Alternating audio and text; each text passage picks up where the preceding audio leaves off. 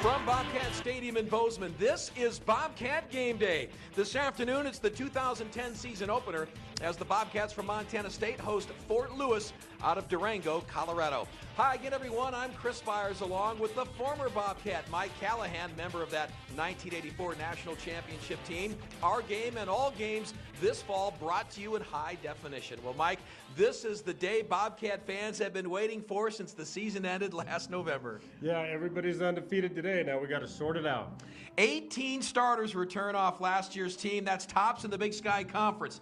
Yeah, there's reason for optimism. However, on offense, Mike, two of the most important positions will be filled by redshirt freshmen. Yeah, Coach Ash announced this week that it will be the true freshman, Denarius McGee, at quarterback.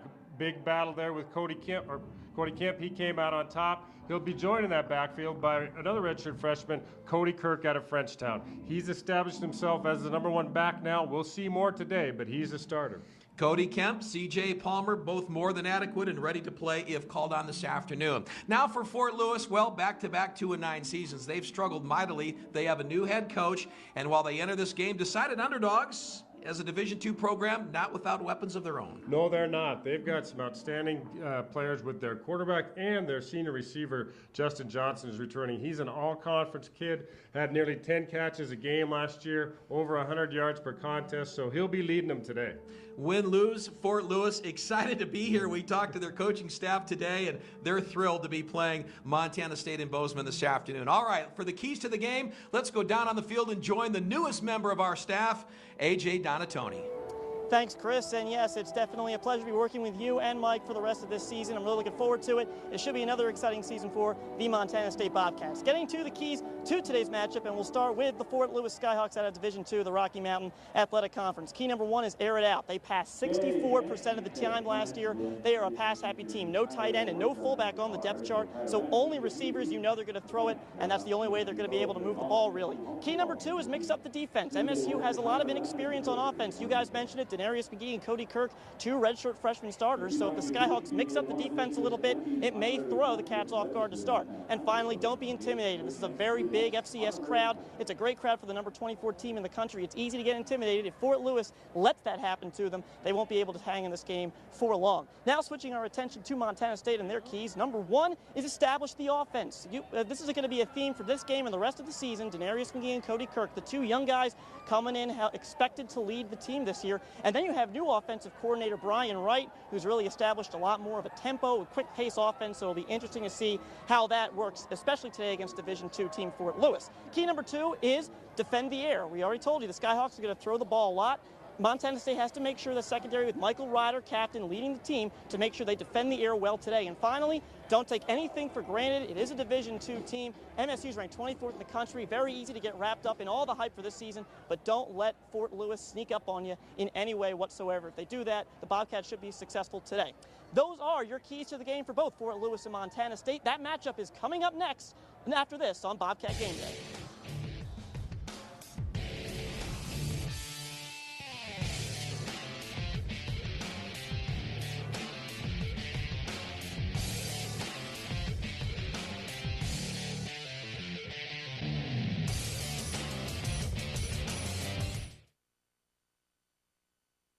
Skyhawks from Fort Lewis, back-to-back 2-9 seasons, 1-8 in the RMAC. So a team definitely looking to build on a new program, a whole new coaching staff. We talked to their recently appointed head coach, Cesar Rivas Sandoval, and 9 new coaches might come into this program and a chance now to open up against an FCS opponent. This is the third meeting between the two. Montana State leads, having won both head-to-head matchups between the two, and this will be meeting number 3. Montana State making a history of opening against RMAC schools in recent years. We've had Dixie State, Adams State, of course Chadron State a few years ago. So we take a look at, I'll tell you, it's an absolute Chamber of Commerce day in the Gallatin Valley. Sun-drenched afternoon.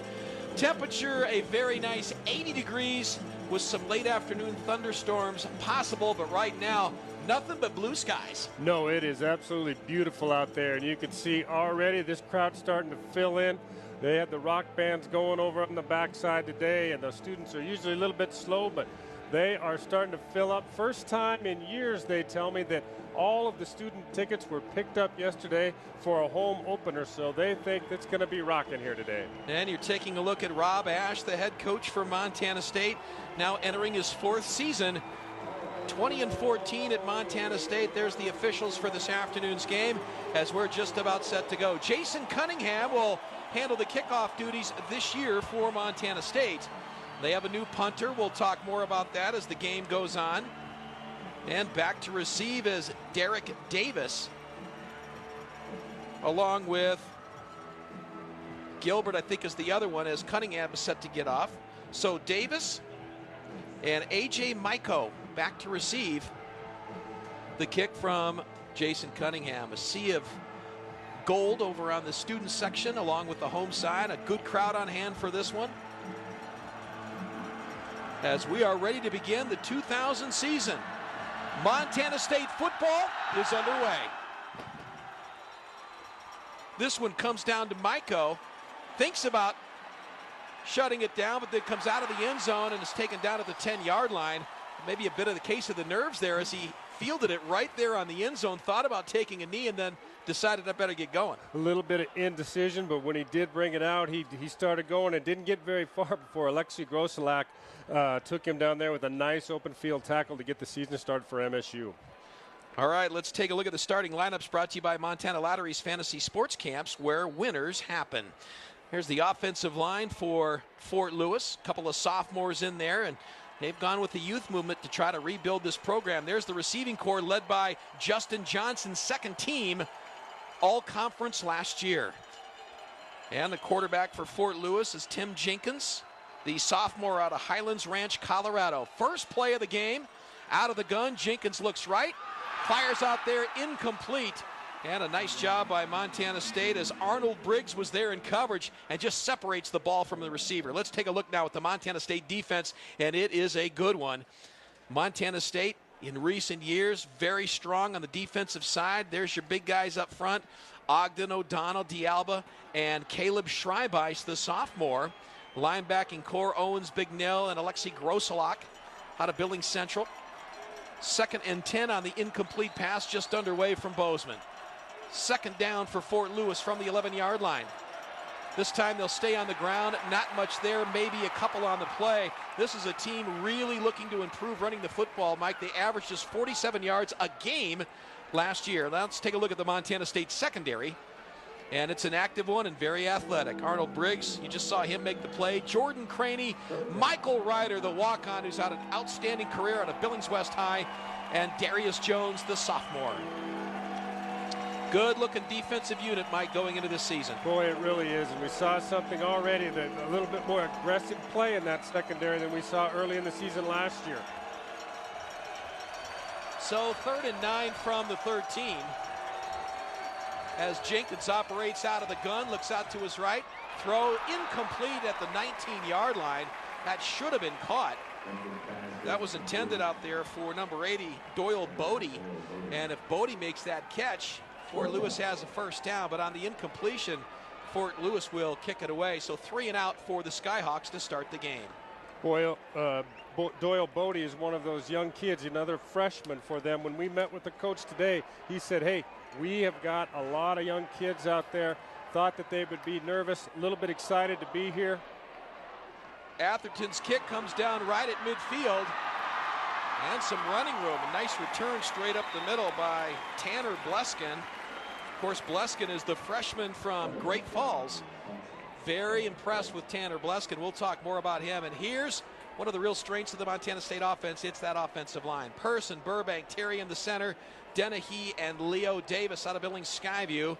And the wide receivers, talented. Kyle Beggar, the tight end. Bleskin gets the start today. Gilbert Lloyd and Kirk, the running back, Cody Kirk, out of Frenchtown. And the quarterback, Denarius McGee, the redshirt freshman. First freshman to start an opener since Rob Stoltz did it in 1987. Here's a first down call. Up over the left side is Kirk. Not much there. And a good job by the Fort Lewis defense. Let's take a look at that defensive unit for the Skyhawks and how they'll line up this afternoon. When they operate out of the 4-3, Romero, Frizzell, Tanner Russell, and Eric Hurd, the defensive end. Linebackers, Odell, Klein, and Dwayne Perry. And the backers, Hunter Hills, Vega, and Chris Calvert. 2nd and 10, no gain on the play from the 38. They stay on the ground. Kirk breaks one tackle up over the 35, down to the 30, and close to a first down. And Cody Kirk, you saw him shake a tackle right at the line of scrimmage and falls forward almost a first down. Well, Cody Kirk, and this is a great example of it. This kid is strong. Already has broken some of the all-time lifting records of the great Ryan Johnson, who played here. You see him turn it up and is able to drag that first tackler with him, bring up a short 3rd and 2 for MSU. 3rd down, movement on the defensive line. Montana State resets. McGee operates out of the shotgun, flips out, throws to his left. That's caught at the 25, to the 20, inside the 15, and a great catch out there by Julius Lloyd, and Lloyd with a first down.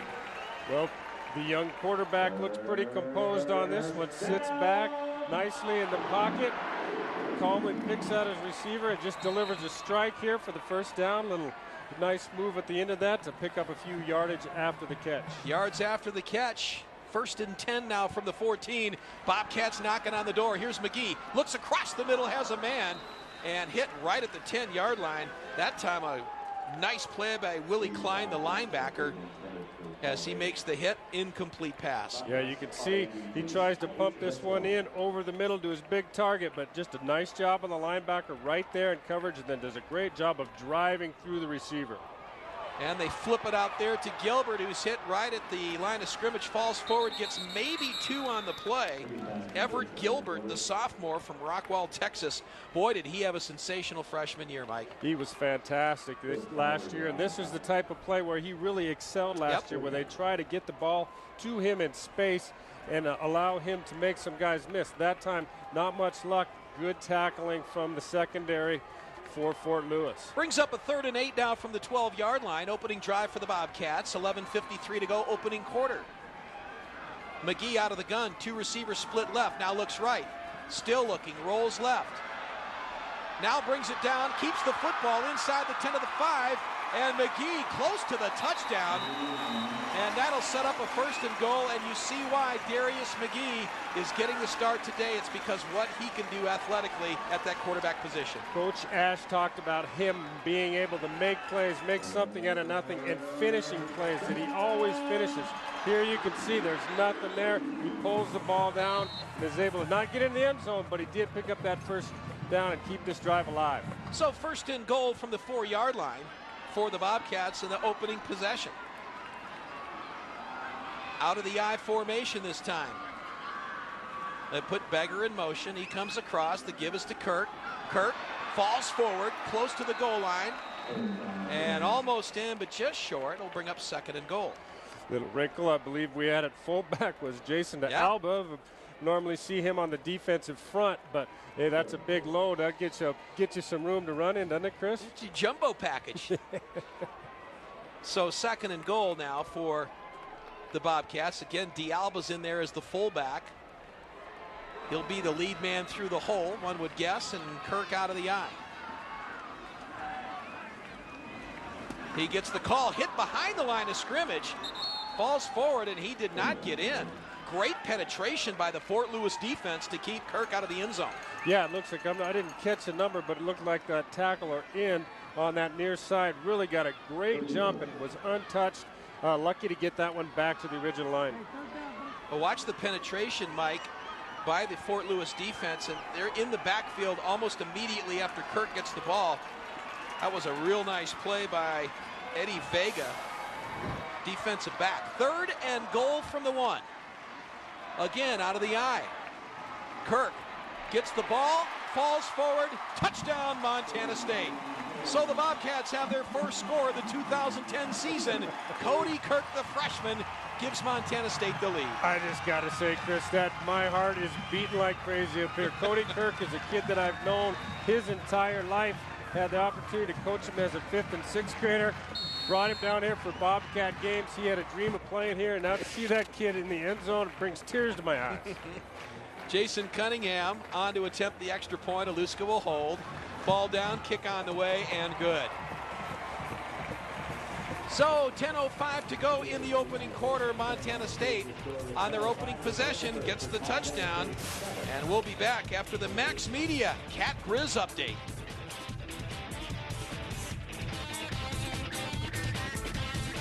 With the cold chill in the air, that must mean it's football season. Hello everyone, I'm Ben Kahn for your first official 2010 Cat Grizz football update. For the Bobcats, they have two 2009 first-team All-Big Sky players returning to the defensive and offensive fronts respectively. Dan Ogden will be a key cog up at defensive tackle, and at offensive tackle, Mark Pearson will be fending off the rush the entire season. Pearson will also play an important role keeping quarterback Cody Kemp upright and healthy. The Cats haven't had a quarterback start every single game since 2005 when Travis Lulate. For head coach Rob Ash, his main focus all fall has been the ability to maintain ball security. If the offense can limit the turnovers throughout the season, the Cats defense should have no problem shutting down the Big Sky competition. For the Grizzlies, it's the end of an era for Bobby Haupt. Enter stage right, head coach Robin Pflugrad. Coach Pflugrad has been in the collegiate ranks for 29 years, but this will be his first go-around as head coach. Helping ease that transition will be returning running back and last year's 1,500-yard rusher Chase Reynolds. Reynolds and quarterback Andrew Sell marked the first time in school history the team has placed 2 players on the Walter Payton Award list. The Montana school should once again be in prime position to make an impact in the Big Sky, and it is all part of what is shaping up to be an exciting 2010 football season. That's your Cat Grizz update. I'm Ben Kahn, and I'll see you next week.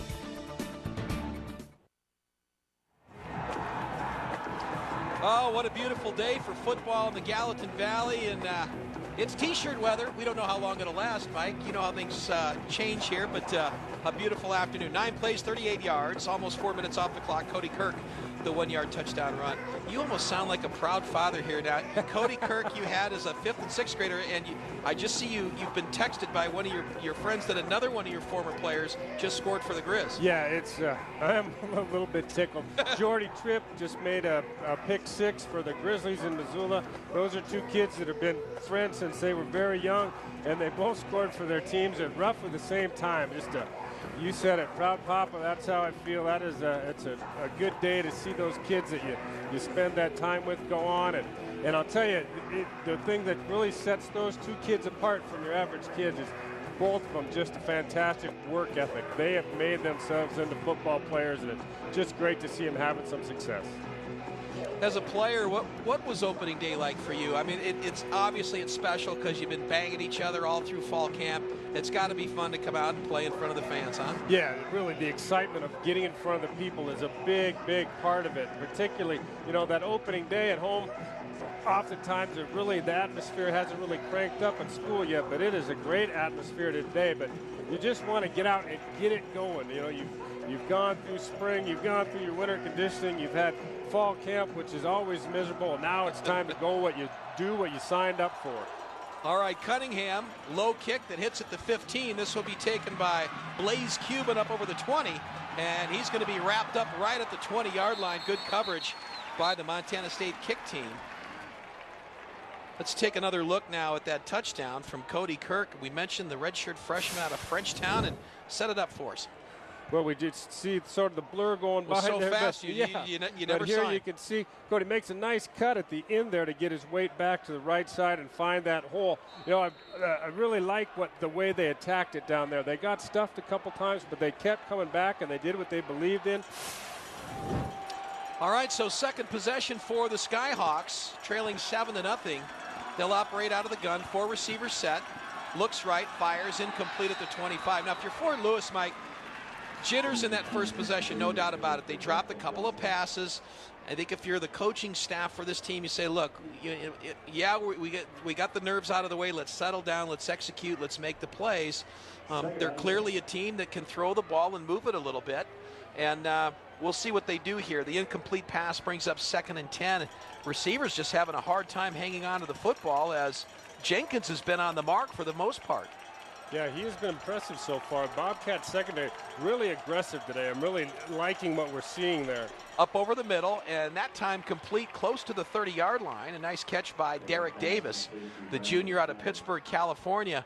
And again, Fort Lewis just needs to settle down a little bit. Very interesting story with their coaching staff, Mike. We told you that it's a brand new coaching staff. The head coach of Fort Lewis, Ed Rifalato, unexpectedly stepped down after last season in November. They appointed Cesar Rivas Sandoval as the interim head coach. He's a young guy and just removed that interim tag just a couple of weeks ago. He's in his first year and really excited to be taking over the program. Yeah, and just in our short conversation with him, I tell you what, if he's in your living room recruiting your kid, he's a guy that you want to go play for. Very impressive young man.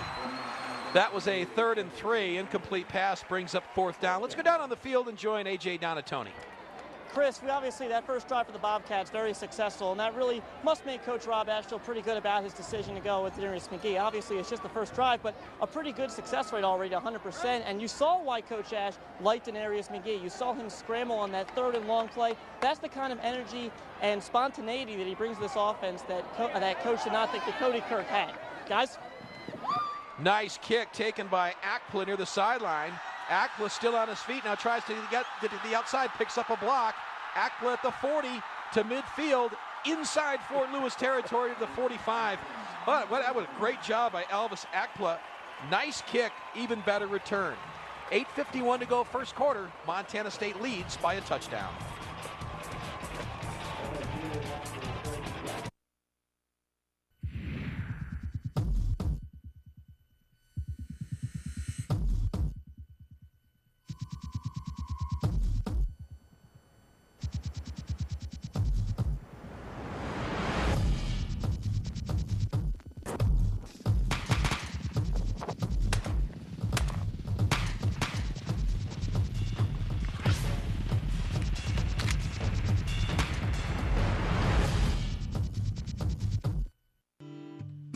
When the county's top baker wanted a loan for a new kitchen, we were here to help.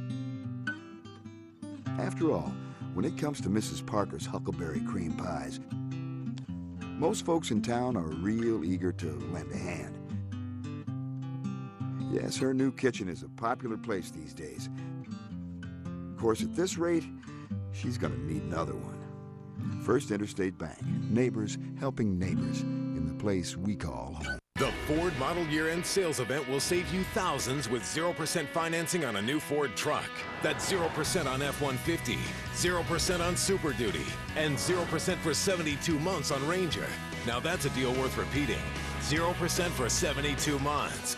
Just announced, all new Ford trucks come with a no-charge 2-year 25,000-mile maintenance package. Hurry, sale ends September 7th. Go to CompareFord.com, then visit your Montana Ford stores today.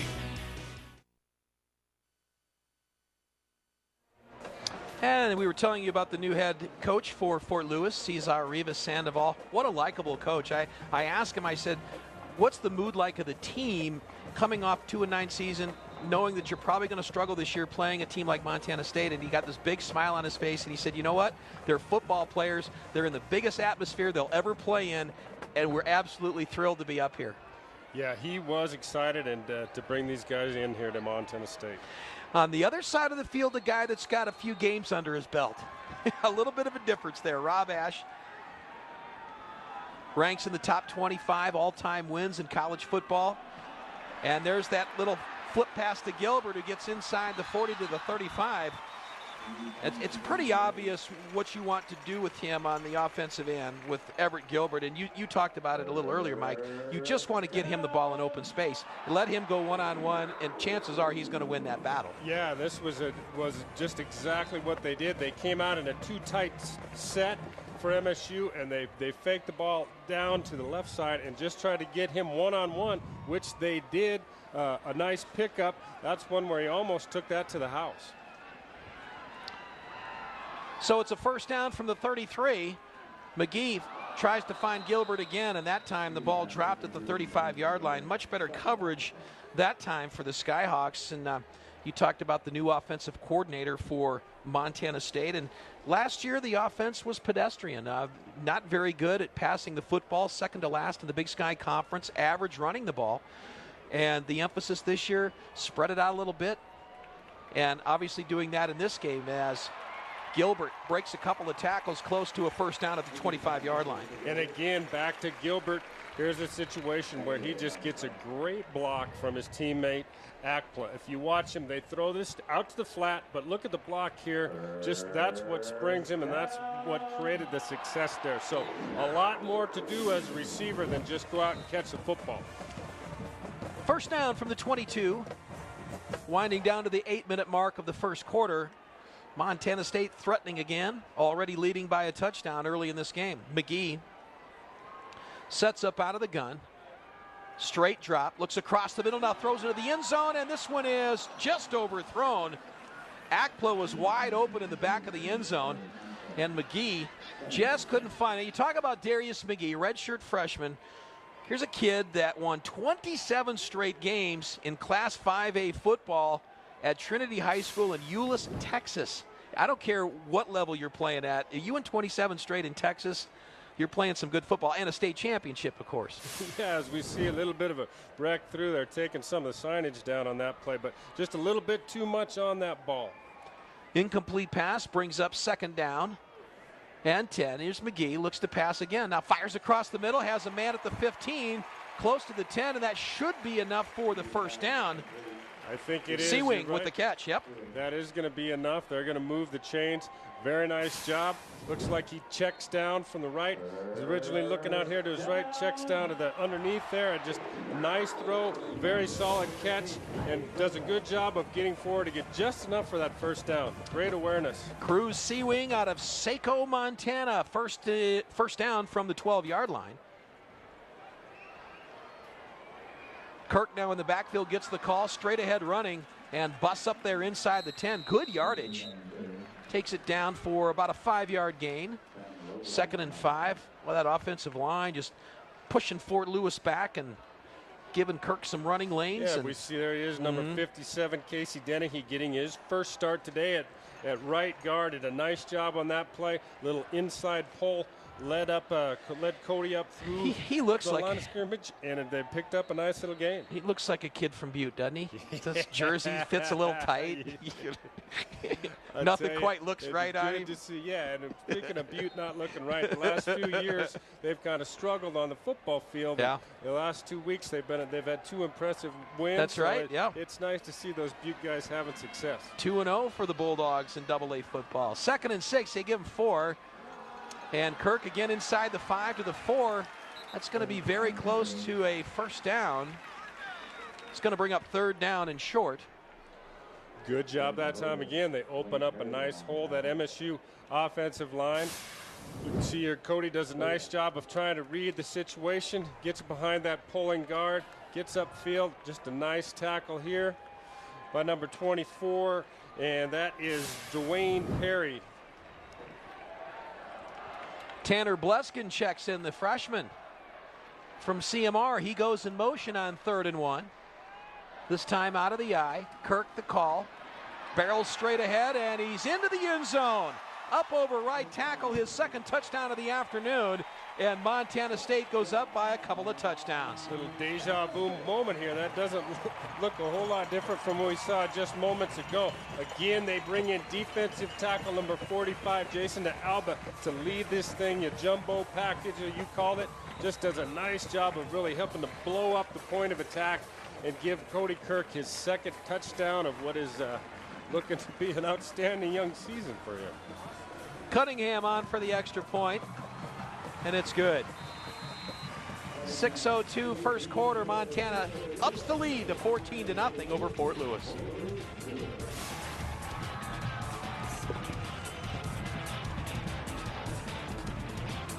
People, they've reduced some of the restrictions with the new administration here back there, so the kids no longer have to have that game ticket. They just got to have a ticket to have a good time, and they showed up early to get her going.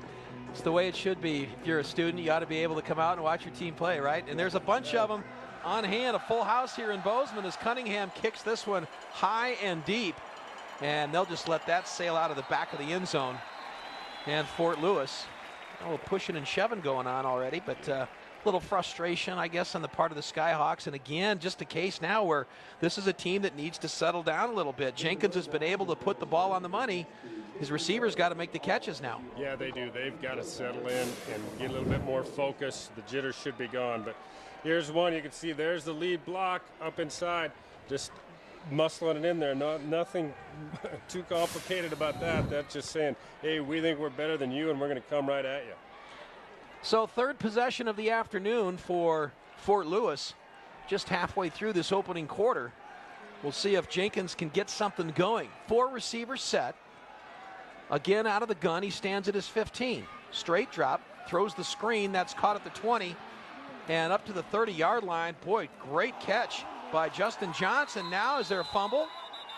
Looks like the ball came out at the end of that one, and they are signaling that is MSU's, going to be MSU's football. Boy, we talked about settling in. They went with a high percentage player. They went to their best player with an easy route to complete. You can see it. They get it out here to Justin Johnson in the flat.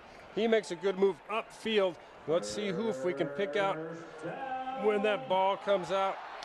Briggs looks like he stripped it. Yeah, just looks like big number 90, Dan Ogden, just took that thing away from him, and Jordan Craney was able to get on it.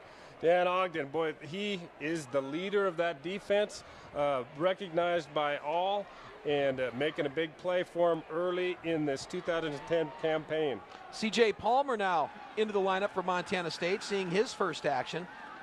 McGee drops, looks over the middle, has a man wide open, and that is a touchdown to Tanner Bleskin. Oh, man, the freshman from CMR. Welcome to college football. Freshman to freshman.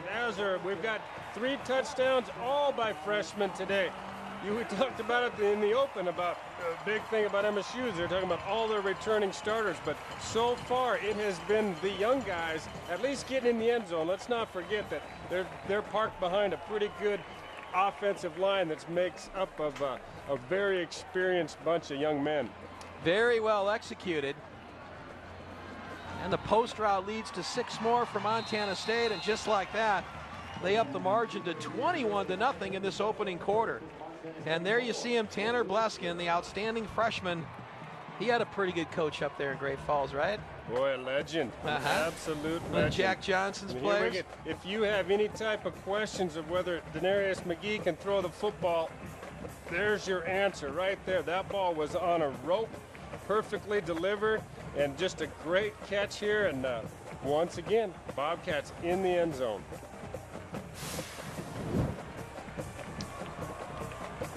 Boy, what a well-executed play. And you have to feel bad for Fort Lewis, because even when something goes right, it goes wrong. And just like that, you go from what would have been a first down to 7 points the other way in exactly one play. Yeah, and you've talked about it. When you're coming into this situation, you're not going to want to give up a one-play scoring drive of 32 yards. You're hoping that your defense can slow these guys down, but more importantly, they've got to get a little bit of offense going. That defense has been out there this whole first quarter. Back to receive, there's Derek Davis, along with Blaze Cuban, and Cunningham he's going to have to ice that leg down by the end of the day. Well, we talked that last kick-up. We didn't mention it, but that baby was deep. I was checking the flags to see if he had a tailwind, but that was just pure leg. And again, he's 6 yards deep in the end zone. It's one of the things that they talked about in this season is that last year wasn't the kickoff man. Was a great kicker on the PATs and field goals, but worked a lot in the offseason, and they think that he has really increased his leg strength. And boy, it sure looks like it from what we've seen so far today. Fort Lewis, once again, will try to get something going on offense as Coach Ash looks. You just never know when you're playing these kinds of games early in the season what you're in for. There's the total yards. Cody Kirk outgaining the Skyhawks. But so far, Cody's got the advantage. When you play these up games, if you're a Division II school, you play an up game, you never know what you're going to run into. It's the same situation for an FCS school when they go up and play a Division I program. What are you running into? You know, Montana State, they had great success against Colorado. They beat them. Colorado was in a down year.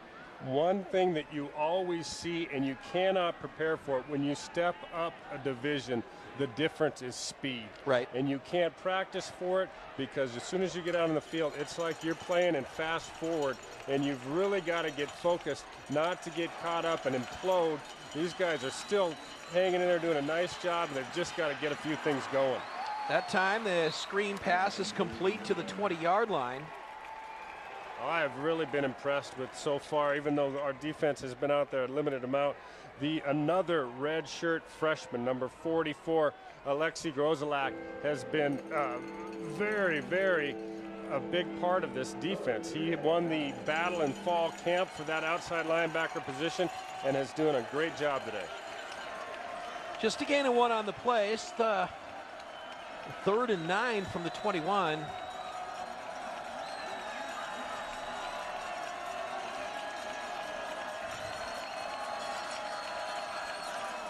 Send a man in motion. Here's Jenkins, throws across the middle, and this one is caught at the 50, to the 40, inside the 30, to the 20-yard line, all the way down to the 18-yard line. Justin Johnson, their leading receiver, breaks open across the middle, and a perfect pass by Tim Jenkins. Well, if we can see this, MSU does come out. They take one of their linemen out. They are in their nickel package, but he comes flying off the ball. Almost looked like the Canadian Football League there when the guys are going in motion.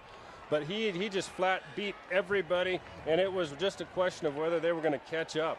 That was just a great throw and catch. So first down from the 17. Beautiful play. You see why Johnson was an all-conference selection in the RMAC last year. 3 receivers set. Here's Jenkins. Fires out there and incomplete, and then takes a pretty good shot. That was intended for Zach Mosley. Yeah, that one wasn't going to be caught anyway, but outside linebacker Jody Owens, number 23, comes up and just lets him know, hey, I was in the area if you did want to bring that one down. Incomplete pass, brings up 2nd and 10. One thing that we haven't seen much, Chris, is that we haven't, that defensive line, while they're controlling the line of scrimmage, we haven't really been close to getting a lot of pressure on that quarterback yet. Here's Jenkins now, has some running room, but throws, and that is complete inside the 5. And now they're going to rule incomplete pass. And what a shot put on A.J. Maiko, who had the completion inside the 5-yard line and then just got literally separated from the football. Yeah, this is, again, this quarterback is too good to let him have that much time. He delivers the ball, but boy, there is just a big hit. The football and the man are quickly separated there. That is the other. That's Roger Trammell. We're a little bit confused. I'm looking down our sheet here. I know that wasn't Denarius McGee, but we are playing with 2 number 9s today. 3rd down. Jenkins, slant pattern, incomplete, and nearly intercepted. Pass intended for Derek Davis. And here comes the field goal unit now as the Skyhawks look for their first points of the afternoon.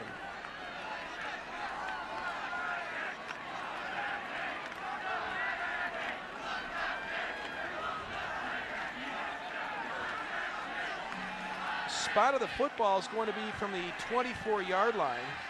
So this will be a 34-yard field goal attempt by Richard Rodriguez from the left hash. Ball down, kick on the way, got plenty of distance, and it splits the uprights. So Fort Lewis gets on the board with 3:35 to go in the opening quarter. It's now a 21-3 lead for Montana State. So they get the big play on the long pass to Johnson, but unable to capitalize on it. And they have to settle for 3 points. We talked to when we talked to Coach Sandoval before the game. We talked about this disparity between their run and pass offense, and they literally have no running game. And I said, are you hoping to instill more of a running attack? And they kind of laughed and said, well, we can't yet. They kind of play the cards. He's really being dictated by the personnel that they inherited. And again, they came late. He said, well, we want to go out and recruit some of those kids, and we want to have that ability to run the football in our program. But he said, we show up and there isn't a tight end or even an H-back kid. He said, we went as far as trying to look at some defensive ends, think that we could maybe move one over and convert them to a tight end, but they didn't have any prospects. They had to go out and try and not go the whole JC route, but what he said is they tried to fill some spots and get some of those key things. He definitely wants to build with the younger kids, and they've got a lot of them here today. So this kick comes down at the 10-yard line, and that'll be fielded by Gilbert.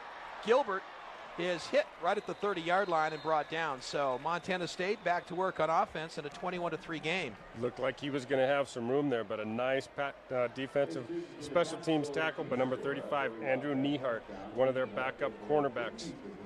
Of course, Montana State will switch roles next week as they travel to Pullman to take on Washington State. Montana State no stranger to playing the Division I programs, and hey, Washington State, Coach Wolf is in a situation where I think really all the pressure's on them because they did not win a game last year, and to have Montana State come in there and do a number on them would not be good for that coaching staff. No, it wouldn't, and they are struggling, and they really need to get something going this year. I don't think that's going to happen today. I think they're on the road at Oklahoma State, I believe. Yeah. So they're going to have some tough sledding today, and they will be sky high looking to go get a win against the Cats next week.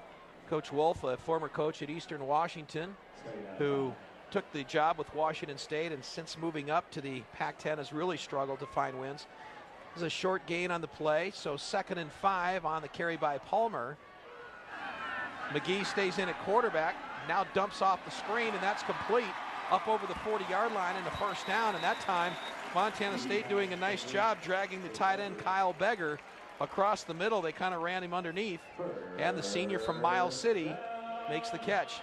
We talked about the offense being a little revamped this year, but that's a play that we saw a lot of last year as well. MSU does a great job of getting those tight ends active, running them underneath the formation and picking up just those 6, 7, 8-yard gains. They're not looking to go big on those. 1st and 10 from the 44.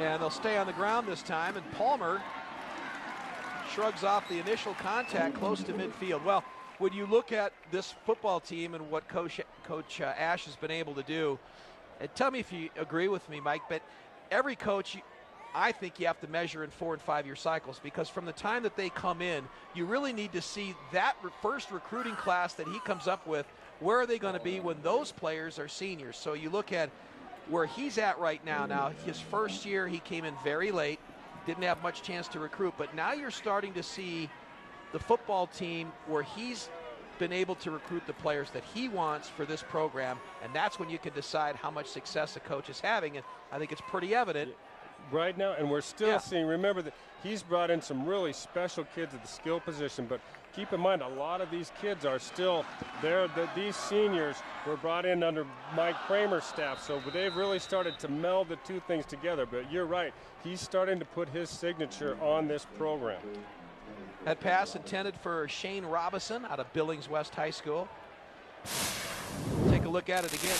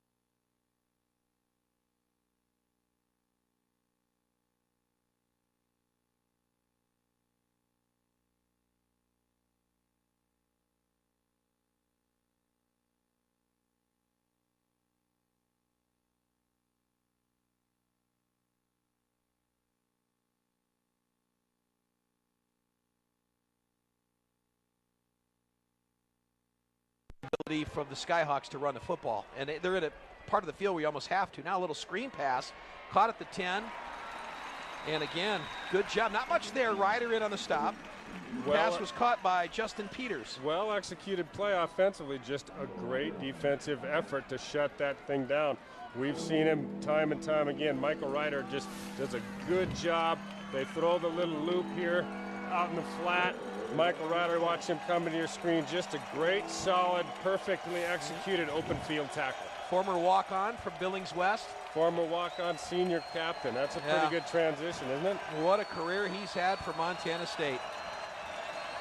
3rd and 10 from the 13, no gain on the play. Here's Jenkins, another screen. This is caught with some running room and a big-time hit out over the 20-yard line. And I think he's going to be about a yard short. It looks like they are going to spot the ball at the 22. It'd just be a little bit short, but boy, nice hitting by the MSU defense. They've been very successful from the Fort Lewis standpoint of completing those little passes to the outside, but the tackling has been superb so far. First quarter is in the books for Bobcat Stadium. All Montana State so far as they lead Fort Lewis 21-3. And we'll be back after these words from your local stations. You're watching Bobcat Game Day. And we'll kick this one away. Frank Atherton handles the punting duties inside his 10. This one almost blocked. Fielded at the 45 and a fair catch called for and made by Elvis Akpla and Montana State. Man, the battle of field position has been all Montana State. It's interesting, though, Mike, that as the first quarter wore on, we're right next to the Fort Lewis coaching staff. And in the break, before we came back, they were saying, you know, we're doing some good things. There was some optimism there, and I think they feel like they're beginning to get their legs a little bit and move the football. Yeah, it was interesting. The offensive staff is up here saying, hey, keep them up on the sideline. We're doing some good things. We've just got to stay focused and not get down. And I think they have executed pretty well the second half of that first quarter. There's Palmer's hit right at the line of scrimmage, and CJ's trimmed down a little bit. Told he lost a lot of weight in the offseason and wanted to be more of the tailback type instead of the punishing fullback that he's been the last couple of years. They sort of reinvented himself where he came into MSU and sort of got defined as a short yardage back. He was a big, heavy kid, and they rotated in and out. And now he wants to be that every down back. And Coach Ash he was asked the other day about, well, is he going to be your short yardage back? He said, we don't really have one at this point. He said, if we get down on the goal line, we're going to stick with the back who's in there. Akpla takes the screen pass and picks up the first down. He got locked up there in single coverage with Chris Calvert, the corner, and beat him easily for the first down. So the gain is down to the 42. Now McGee looks over to the sidelines. Will get the new play. Slot formation to the left on first down. Just underway second quarter. Here's Palmer. Got some running room, but that one quickly shut down.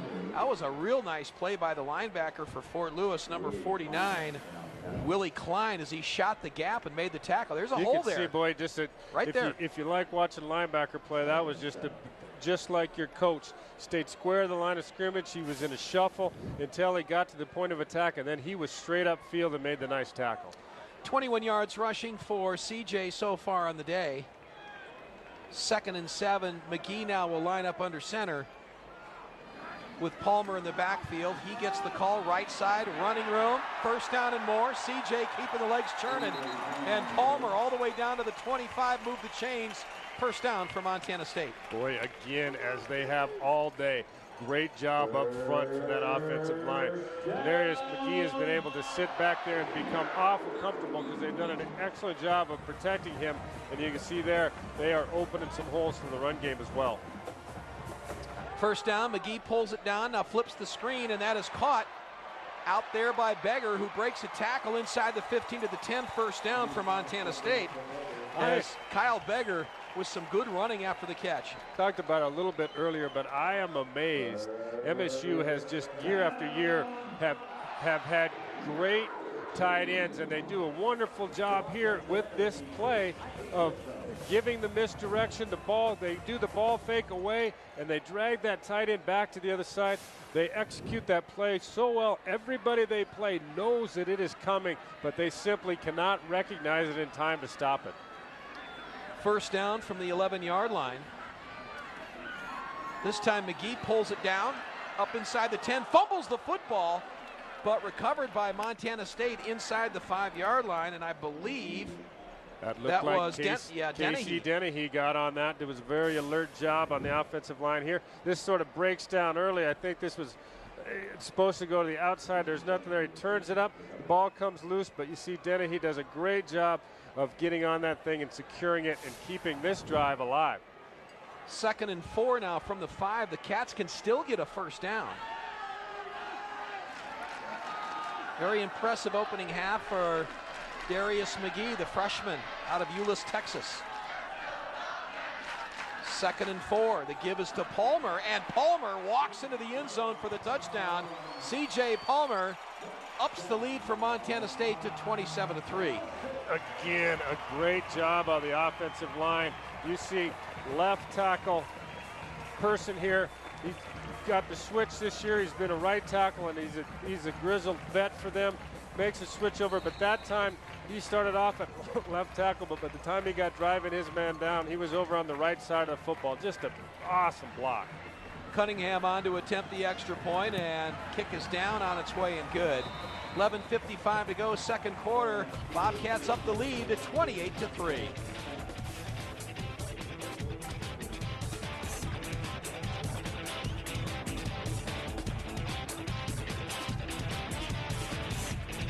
Snacks for the big game, $36. Electricity to run the TV, about 8 cents. Electricity, it's still a good value, and we're working hard to keep it that way. Northwestern Energy, delivering a bright future.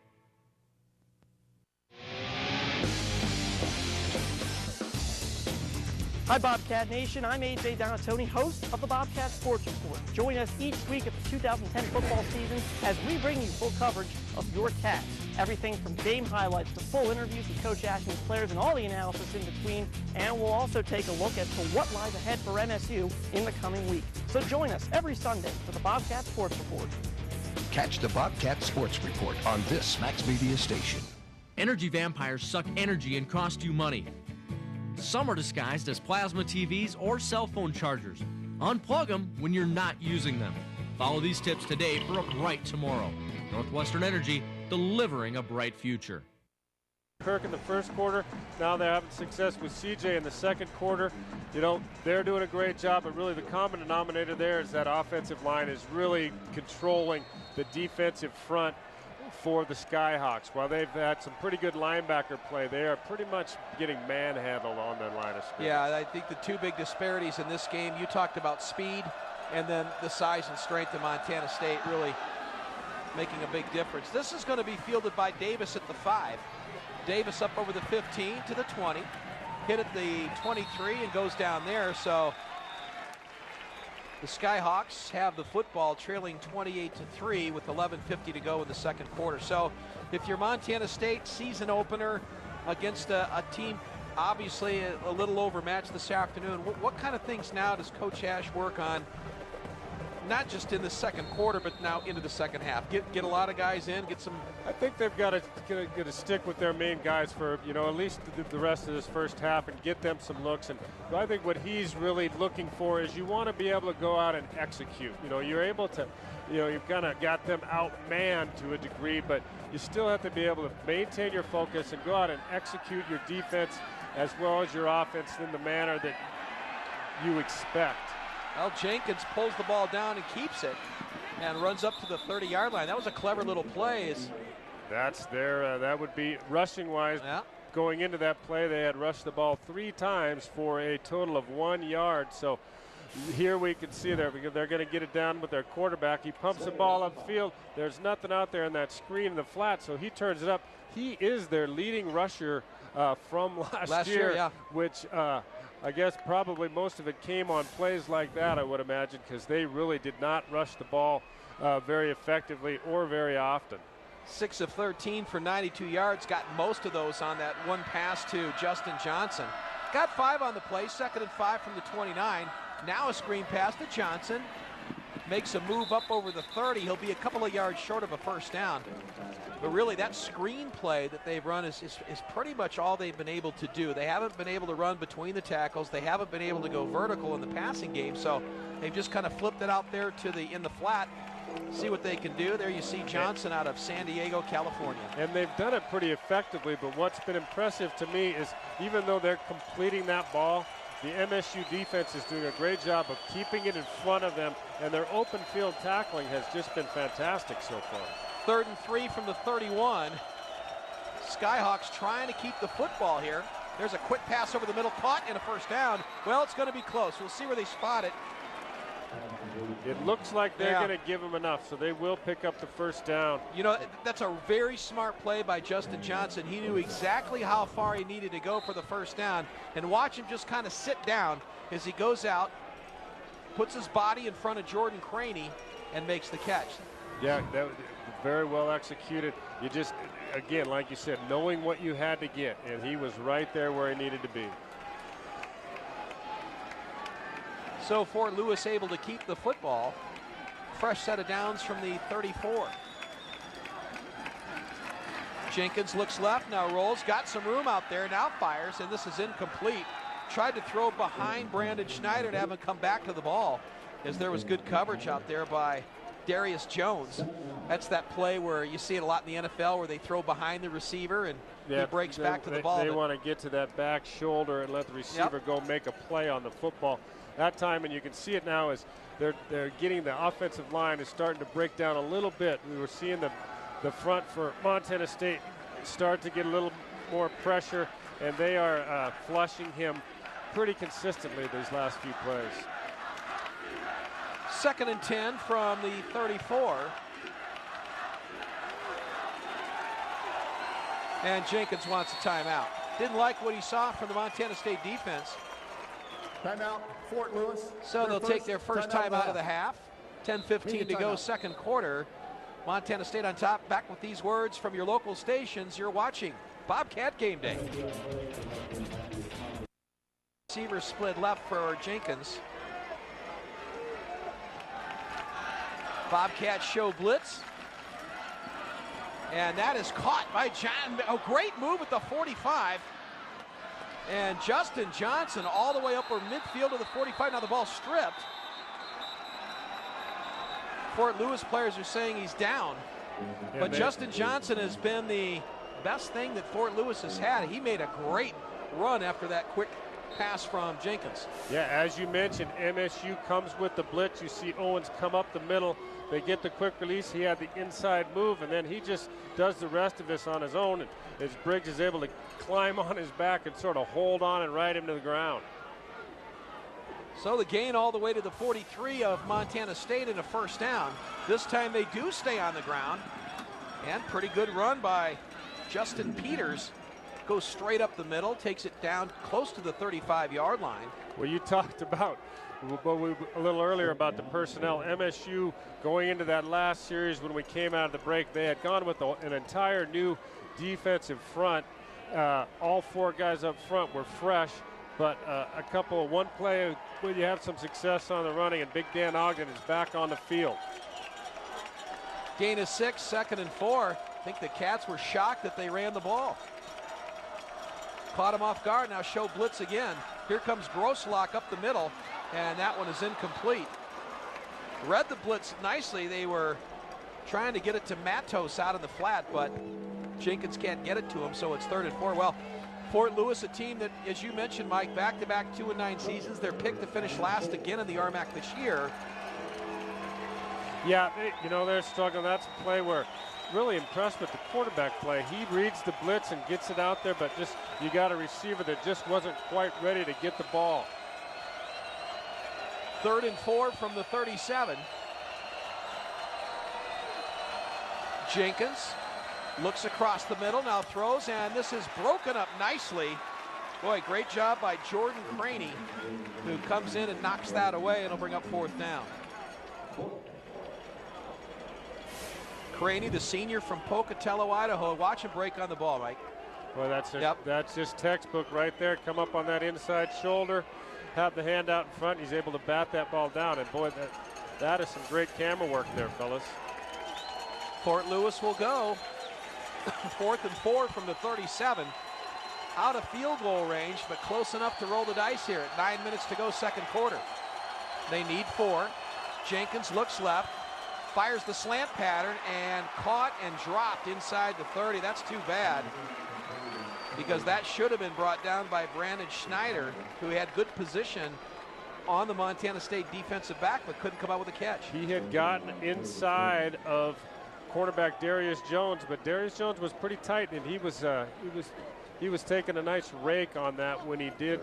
The ball was delivered. Here you can see it again. The ball is delivered right where it needs to be. It just couldn't quite hold on. Just been able to.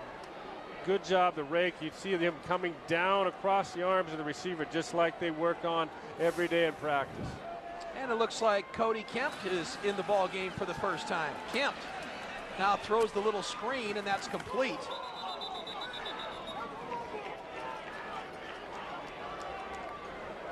That looked like it was tight end Stephen Foster on the reception there, and they're going to call him down on the play. But yeah, we're starting to see a few of these guys. Coach Ash said, "Hey, our starter is Denarius McGee. We do not have a rotation system, but he really wanted to play both quarterbacks today." And as we mentioned in the open, Cody Kemp is an awfully capable backup, and is going to be a big part of this offense, I believe, all season. Lorenzo Davis in the backfield at running back. Cody flips it out there, and that's caught by Bleskin at midfield, and that's a first down. Well, you talked about Denarius McGee being named the starter, but here's a guy in Cody Kemp. We talked about him. He's thrown for over 2,400 yards. Same thing last year with when Mark Iddens was the starting quarterback and struggled a bit, and Kemp has shown the ability not only to be a starting quarterback, but also to be a guy that can come off the bench and create some offense for your team. So I think he's comfortable either way, or can be comfortable either way. Yeah, I'm sure he'd obviously rather be out there as a starter, but you know, you gotta appreciate a kid, and he's done it in the past. As you said, he has come off and delivered some big strikes for them when they've needed some big plays. A nice run by Davis. Davis seeing his first action at running back. He's a junior out of Littleton, Colorado. Davis is a JC transfer that they were able to pick up, and they've got high hopes for. Haven't seen a lot of them in the fall, but here, nice run. You know, really seeing a complement of running backs today, and I think that we might see a lot of that all year with the Bobcats, is they don't really have one guy, but they've got obviously 3 guys that they're very comfortable with.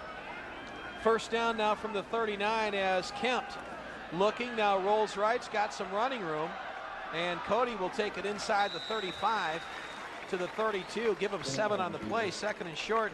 Cody threw for 18 touchdowns last year, but I do think that, again, Brian Wright, the new offensive coordinator, going with Darius McGee to try to jumpstart this offense and bring just another dimension to it. And Brian Wright, 9 years at Youngstown State, a great FCS program. From the last 4 years, offensive coordinator, was the quarterbacks coach prior to that, so certainly has a lot of experience working with quarterbacks. Yeah, he really does, and he's got this offense excited. When he showed up in spring ball, just talking to some of the kids, they really liked the level of excitement and the up-tempo style that he wanted to instill here, and you can see some of it today. I think in a different situation, you get a little bit more competitive game, we might see him playing with even a little bit more speed, but they have been very solid today, executing in all areas. So it'll bring up 3rd and 2 from the 31. Winding down to the 6-minute mark here in the second quarter. Kemp looks out, fires. That's caught at the 25 by Bleskin.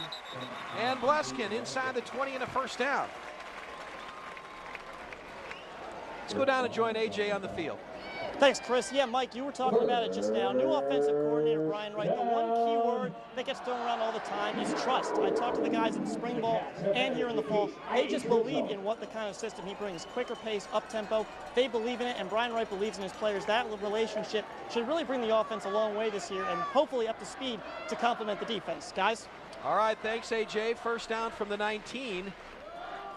Davis hurls his body forward to the 14. And that'll be a gain of 6 on the play. Davis, good looking running back. Yeah, he is. He's been impressive. You know, everybody's looked pretty good behind that O-line today. Yeah. But that was a nice play. You can see here he does a good job cutting the ball back, and he's up and gives a little hurdle there to pick up a few more before he's brought down. But, yeah, he has been impressive today, and really all of them have so far. 2nd and 5 from the 14. He'll stay on the ground, and Davis met right at the line of scrimmage, bounces off, and tries to fight his way for some positive yards. Boy, the Fort Lewis players just all over the carpet shaking up on that play. Well, a couple guys coming up and having a couple of good sticks, but you can see here they just don't quite get the wrap. Does a good job of getting his pads down, and now the situation there, the running back delivering the blow. Here again, breaks free. But finally, you know, they had all 3 linebackers get there on that play, and they needed every one of them. I think that was Sam Lobline that delivered the first hit. And I don't know who took the brunt of it. I think maybe he did. Davis stays on the ground up inside the 10 to the 8-yard line. And that should be enough for a first down. And now a Bobcat player shaken up on the play. Yeah, that looks like left guard Conrad Burbank is favoring one of those legs, and he's going to limp off, and we're going to bring Casey Dennehy now, and we'll see if he goes, if they flop that, or he will go to the left side. So much of the success of this Montana State team in recent years has been injuries, Mike, and they've had their share of them, and you know, they're not real deep in some areas, and so. Well, and the offensive line is really the biggest area where they're lacking Defense, that depth. Penalty is declined. Result of the play, first down. Very experienced, and they're very confident in that first group, but that's one of the things that they are looking for, and today we'll see it is they've got to get some people to step up in that second group that just don't have a lot of experience. 1st and goal from the 8 for Montana State. Cody Kemp will operate out of the gun. Davis to the 5, still on his feet. Takes 4 players to bring him down. They give him 3 on the play, 2nd and goal from the 5. Inside 4 minutes to go in this opening half. All Montana State leading 28-3. Down the road in Missoula, the Montana Grizzlies hosting Western State out of the RMAC as well for their season opener. Just a good job of rallying the football on that play by the Skyhawk defense. 2nd and 4. Now Kemp will look over to his offensive coordinator. Looks like they're going to change the play as he'll step back into the gun. Kemp looks right, throws into the back of the end zone, and this is caught for the touchdown.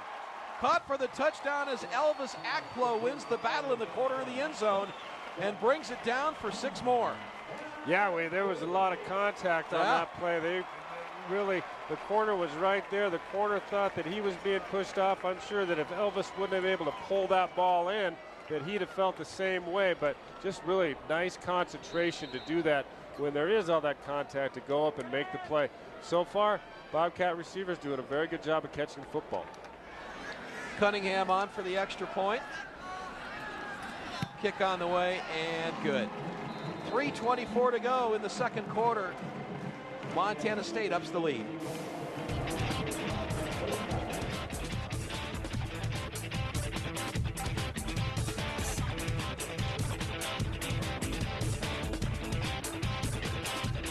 Hey, you know what's smart? What's that? Getting more for your money. Like Wendy's Junior Bacon Cheeseburger. Because now we stepped it up with our new fresh cooked, thick cut Applewood smoked bacon.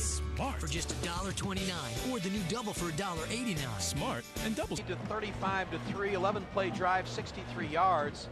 Capped off on the Cody Kemp to Elvis Akpla touchdown catch in the end zone. And Montana State clearly dominating this game. And take a look at the Bobcat marching band. Got more numbers out this year, I think, the band guys. Good recruiting year, Chris. Good I heard recruiting. it was an excellent recruiting year for the band. They sounded good. They are out in full force. They sounded great before the game. They did. They and sounded great. Really bring a lot to the college football atmosphere. Yeah, the crowd's certainly satisfied with the way this one's going. Cunningham Sends it to the end zone. It'll be taken by Davis. Davis up over the 15 and wrapped up at the 17-yard line and smacked down. Let's take a look at the touchdown. And Mike, Chris Calvert is going to claim offensive pass interference on this. I'm not sure he's not right. Kind of a battle for the ball out there. Yeah, tough to see it from that angle, but you can see he gets up. He is not happy. Here's a little bit better angle probably, and yeah, I think he might have pushed Elvis may have accidentally got that right hand caught in his middle of his chest. But no call on the play, and Fort Lewis has the ball with 3:17 to go in this opening half, and there you see the total yards almost double by Montana State. Yeah, that 3 first downs is just not going to allow your defense or your offense, excuse me, to get any rhythm. Boy, there's another nice play by the true freshman, Lexi Grosiak. He has been, I've been impressed with him. Not only is he getting himself in position, but he is finishing with some very nice tackles. I saw this kid play all through high school at Billings Central. He's outstanding. Interesting story. Rob Ash announced that 5 walk-on players were going to receive scholarship money. Groslock is a walk-on. Not only that, he's starting along Caleb Schreibeis and Alexi Groslock, 2 walk-ons that have earned scholarships that are both starting today. So, well, and there he is again on that tackle on a short pass over the middle. And not only is he starting, but he started at that outside back position and now is playing the Mike, the middle backer for MSU. Where he has replaced Bignell. Helped Billings Central to a Class A title 3 years ago, and he's just a good, tough-nosed player. Played both sides of the football in high school, and there you go, another starter for Montana State that's a walk-on, like a Michael Ryder, same situation. 3rd and 5 from the 22. 2 minutes to go in this opening half. Pressure from the corner. And Jenkins throws it up there for Justin Johnson, and Johnson had his man beat but couldn't bring it down at the 35. Ball thrown just a little long. Boy, Justin Johnson is a kid where he looks almost out of place in this offense, because from a talent standpoint, he is just heads above the rest of this group so far. And I mean, obviously they will get better, but he has had not only has he been very effective and gotten a lot of balls, but he has been open several times that they have not been able to hook up. Oh, nice kick. And this one going to send Akpa all the way back to the 18-yard line. He's hit out of bounds immediately. And the Bobcats will have the football with 1:47 to go in the second quarter when we come back after these words from your local stations.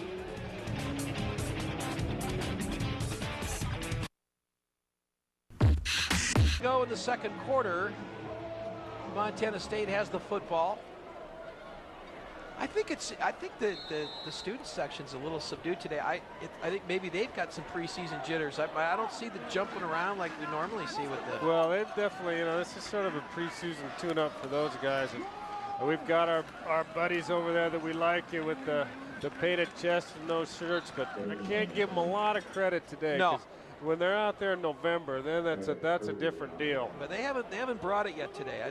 Not a lot of movement, not a lot of motion. But they've got to work on their game as well. Big Shane Robinson, the tight end out of West High, father, the coach of the West High Golden Bears, played basketball at Carroll College. Doug Robinson, he's a great guy. Shane could have gone either way. Could have played basketball, I think, as well at college. There's a good hit that time, and Davis still manages to score it up and get 5 yards. Yeah, we're starting to, these last couple series, we're getting a good look at the JC transfer, Lorenzo Davis, and he has got some power here. You can see it here, and listen to this. This sounds like football. Yep. Pretty good pop put on there by Willie Klein, who's been pretty active for that Skyhawk defense today. They're going to be pleased with his effort. Those linebackers have really had to cover a lot of ground and make a lot of plays, but give them credit. They have been awful games. Stay on the ground, and Davis getting some good work here in the first half. Cody Kirk, the starter, went for most of the first quarter. C.J. Palmer got some reps. And now a timeout taken by... Timeout, Fort Lewis. Fort Their Lewis. second timeout of the half. Their this second. is a 30-second timeout. Just 25 seconds to go here in this You second got to quarter. admire that. These Fort Lewis coaches, they're not trying to limp this thing into halftime. They're going to call the timeout to force the punt and try and get the ball back and go make a play in these last 22 seconds. Now there you see Coach Sandoval in his first season. It's his second stint with Fort Lewis. Here we go. Got him going now. Yeah, come on. There we go. See, we just needed to cue him. They needed a cue. I think the hot weather kind of made him lethargic. Yeah, it may have been too much pregame today. Oh, what a great afternoon to watch a football game. A sea of gold today for this home opener. You know, let's jump down on the field and catch up with A.J. Donatoni. Chris, just a little update on Conrad Burbank, starting left guard for the Cats. He went down. It appeared to be his right knee. They weren't really sure, but they do know that he will not return for the rest of this game. Chris? Oh, that's tough. Conrad Burbank out for the game, and again, you know, we talked about that lack of depth, and sure don't want to see somebody get banged up. Game, offense, 5-yard Yeah, penalty, you know, you hope still that that's fourth a situation where it's nothing serious, and I think even with something incredibly minor today, they're not going to get him back in this ball game because obviously the game is well in hand, and also they, as we mentioned, they want to get a look at some of those backups. See, last series it was Jesse Hoffman, the 6'4", 286-pound tackle or guard out of Helena, Montana, that was getting the reps. So those guys need to get some looks. Good bounce that'll come down at the 30-yard line. So for Lewis, with 15 seconds to go, have one last chance crack at it. We'll see if they try to go deep or at least get into field goal position, make something happen just before half. Well, what do you think, Chris? You think they might throw here? You know, why not? I mean, they're gonna. I think the coaching staff and the way they went into this game is they want to play it the way they're supposed to play it, and that one we'll see. Montana State's got defensive backs parked back at their own 45-yard line, so I doubt very much if they get anything by the Montana State secondary. So we'll see what Jenkins does here on first down, and he does look to pass. He's hit, incomplete. Hit and hit hard. He is hit and hit hard by Dan Ogden. By number 90. That's the first time I think that they've actually pressured and taken him to the ground today. He's done a great job of getting rid of the football. He is, I think, you know, while they haven't generated much offense, you've got to be impressed with his play. He needs a little bit more help from those receivers. Ogden helped him up after the play, and I think he may have hurt him more pulling him up because it looked like he pulled his arm out of it.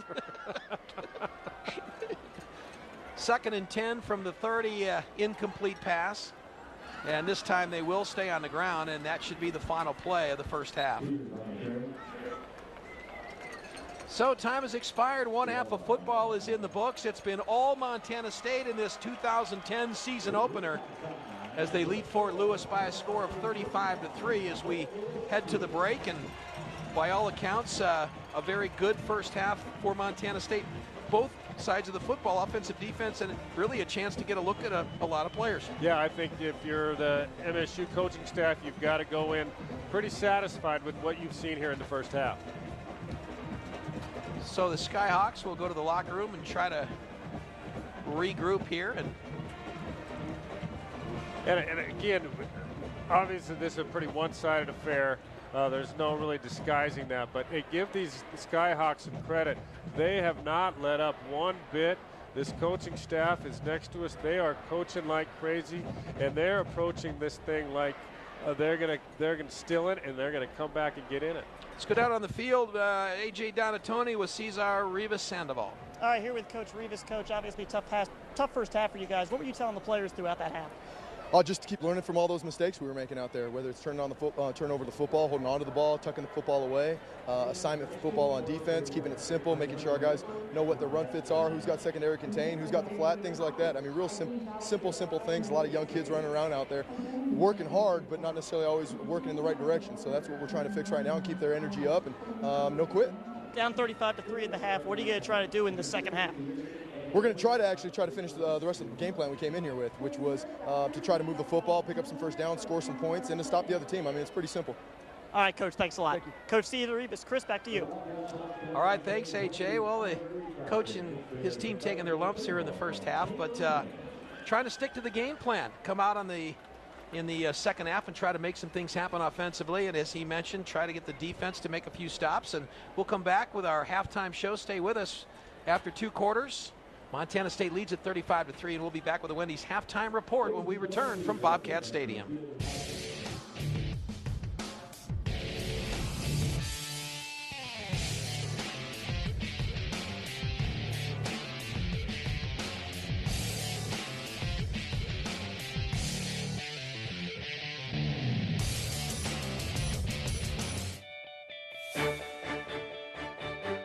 Dominating this game 35-3 right now over Fort Lewis out of Durango, Colorado. And Mike, a lot of bright spots for Montana State on offense. Kind of hard to pick out one play. There was so much of it in that first half, but if we're looking at game changers, game breakers, early and often for Montana State for sure. Yeah, there was no doubt a lot of big plays, a lot of good. I think you got to be really happy. You see Tanner Bleskin making that great catch over the middle. I thought that was a great play. So really impressed with the way they've come out and just mixed a lot of people in. We've seen 3 running backs and some great, a lot of days. Haven't been a lot to change as far as a game changer. Well, and I think that's what you want to see, and I think what they hope to see. If we look at the offensive sets for Montana State, they started with their starting quarterback, Denarius McGee, and their starting running back, which was Cody Kirk, and then here is Callahan's game breaker right there, the touchdown pass to Tanner Bleskin. Yeah, just again, what I was impressed about with that was the throw over the middle of the field. That was a rifle. Yeah, so the starting offense clearly came out, did what they wanted to do, but then the Bobcats were able to see C.J. Palmer at the end of the first quarter. They were able to see Cody Kemp. They were able to see Davis in the second quarter. So we've seen 3 running backs, 7 or 8 wide receivers, some in and out along that offensive defensive line. So really, it's been a nice first half of play in order to really evaluate a lot of players. Yeah, I think that they've got, you come into this game and hoping that it goes like this. So I think they've got to be really happy as they go into halftime. All right, stay with us. The Wendy's halftime report continues from Bozeman with Montana State on top 35-3 over Fort Lewis.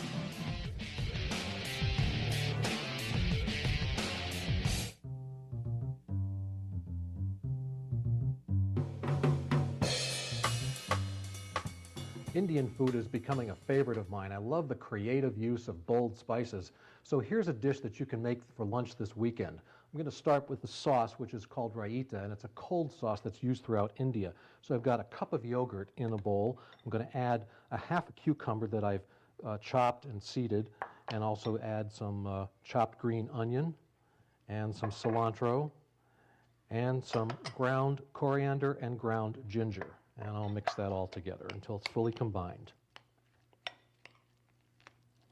Here, the 16 first downs, but, from the MSU side, pretty good equalized production on, a little bit heavy on the passing, but they've been effective in both areas.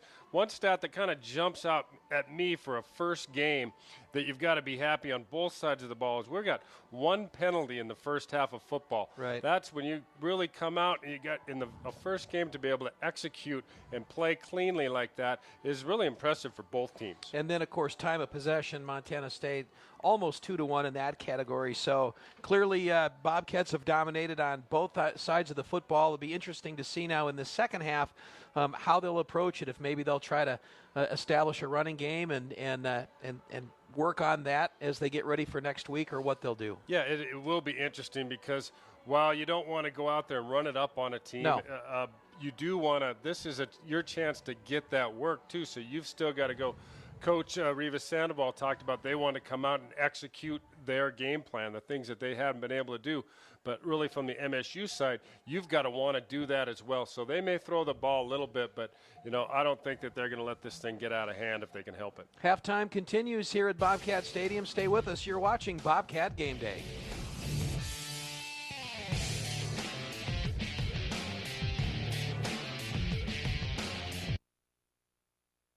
Welcome to the State Farm starting lineup. Hi, I'm Freddie Womble from Miles City, Montana, delivering great customer service. Hi, I'm Bonnie Dagmore from Billings Heights, bringing you the value package. Hi, I'm Jeff Boyd from Billings, providing claim service you can count on. Hi, I'm Ed Smith from Billings, delivering big price savings. Call any one of these impact players today for a winning combination of service and price. Hi folks, Max Baucus here. Join me in making Montana an even better place to live, work, and raise a family. We're bringing ambassadors from around the world and national business leaders to Butte for our 5th Montana Economic Development Summit. The goal is to create good-paying jobs right here in Montana. Everything is on the table, solutions must come from you, and there's no politics. See you in Butte, September 13th and 14th. Admission is free for all Montanans, thanks to our co-sponsors. For information, visit montanaeconomicsummit.org. News changes, weather changes. Now more than ever, things are changing for the better at Color 8 with 9 at 9 on Weather Now, Digital Channel 8.2. In 9 minutes, you get the day's top stories and local weather exactly at 9 o'clock. These are your stories and your news told by a trusted and experienced news team in a new, clear, and concise format. Watch 9 at 9 once and you'll see how good change can be. Can't see weather now in your area? Call your local cable or satellite provider today. Out of all the local news programs in Montana, only one can be named the best in the state. Color 8 News. Named by the Montana Broadcasters Association as the best local newscast in Montana. For the best coverage of the biggest stories that impact your life, turn to the team you can trust. The team voted best in Montana. Turn to Color 8 News. Working for you in the spirit of Montana.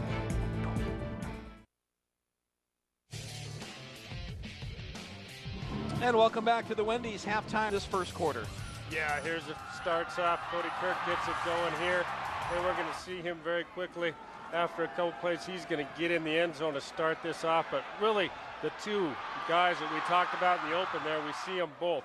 The redshirt freshman out making plays, and then Cody gets him in the end zone to start the season. And, really, they've had several kids really shine here. But on the Skyhawk side, this is a guy who's been their playmaker. Justin Johnson has been spectacular. We show it as the fumble there, but he's really gone out and made some nice plays for them. Yeah, he's been their main offense. And then Denarius McGee shows he can throw it up top, hits the freshman Tanner Bleskin from CMR. You can see that those two were definitely on the same page. Justin Johnson, their wide receiver, really the only offense of the afternoon for Fort Lewis came on this play right here as he took it down inside the 20-yard line. That set up their only points of the day, a field goal, and that's where it stands right now at 35-3. And then again, Denarius McGee with the little throw to the tight end, Kyle Beggar. Yeah, nice job. And here you can see MSU gets their second running back into the end zone. It was really all C.J. Palmer that second quarter until then we go with the third running back, Lorenzo Davis, who also had a lot of success. All right, so that's where we stand after 2 quarters. Let's go down on the field with A.J. Donatoni. Here with head coach Rob Ash. Coach, big first half, 35-3 lead going in the locker room. What'd you tell your guys at halftime? Well, I just talked to him. I said, AJ, we got to try to practice how we're going to come out of the locker room this season. There's a of how you do that. So I just said, let's start like it's 0-0, see if we can get focused back and get, because that's the only way the second half will be any fun. What's your plan for the second half in terms of how do you plan to use personnel? We're going to try to roll through these running backs now. I think that's a really important thing on offense. Try to run the ball, obviously. That's the way you play this game when you're ahead. And defensively, I want to see some younger players and see how we can play, especially in the secondary. Linebacker, a couple guys won't play in the second half. Mike Ryder won't play in the second half. Clay Bignell will not play in the second half. And Conrad Burbank will not play in the second half. So that'll give some younger guys a chance to see what they can do. All right, Coach, thanks a lot. All right, we'll come back right after this. We'll have the second half for you on Bobcat Game Day.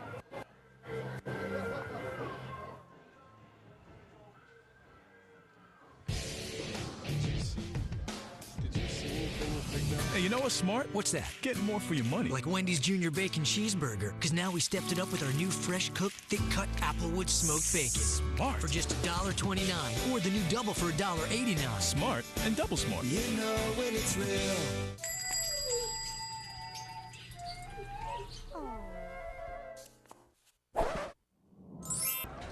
Denarius McGee. And we're looking at a fourth tailback now for MSU. They've put in number 38, the freshman Kerry Sloan. Gain of 4 on the play, 2nd and 6. The fourth running back used today by Rob Ash. Beggar goes in motion, and Sloan carries it, a first down and more. Helmets coming off, bodies flying. And Sloan's going to pick up a first down, a freshman out of Texas. Well, we've seen a lot of backs, and they've all had success, and this is a good example of why. This O-line is just getting bodies on bodies and opening things up. That first 4 or 5 yards is pretty easy, but they are, give the Skyhawks credit, they're doing a great job of rallying the football with their linebackers and secondary, but they are getting pummeled up front. First down from the 49. McGee looks to pass, still looking, now fires across the middle, has a wide open Elvis Akpla, and Akpla touchdown into the end zone. 6 more for Montana State. Elvis Akpla wide open, and McGee put it right on his numbers for the touchdown. I think we are getting a pretty good idea of why this coaching staff was so confident in giving this young freshman quarterback his first start today, because he looks absolutely composed at every moment, and he does a great job of scanning the field. That was a time play started to break down, and he made what could have been, you know, a loss of yardage into a big touchdown strike. Cunningham's on for the extra point, and it's good. So 1:19 comes off the clock in the third quarter, and just like that, the Bobcats are back on the scoreboard, 42-3 from Bozeman.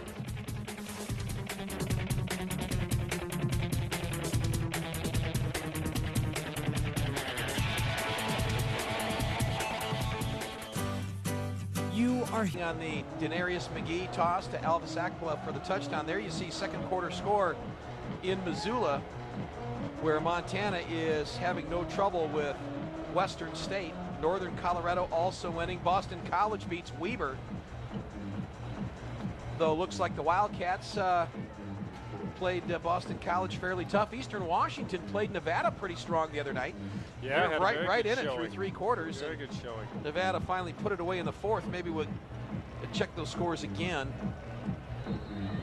Lots of FCS teams playing Division I programs on this opening week of the college football season.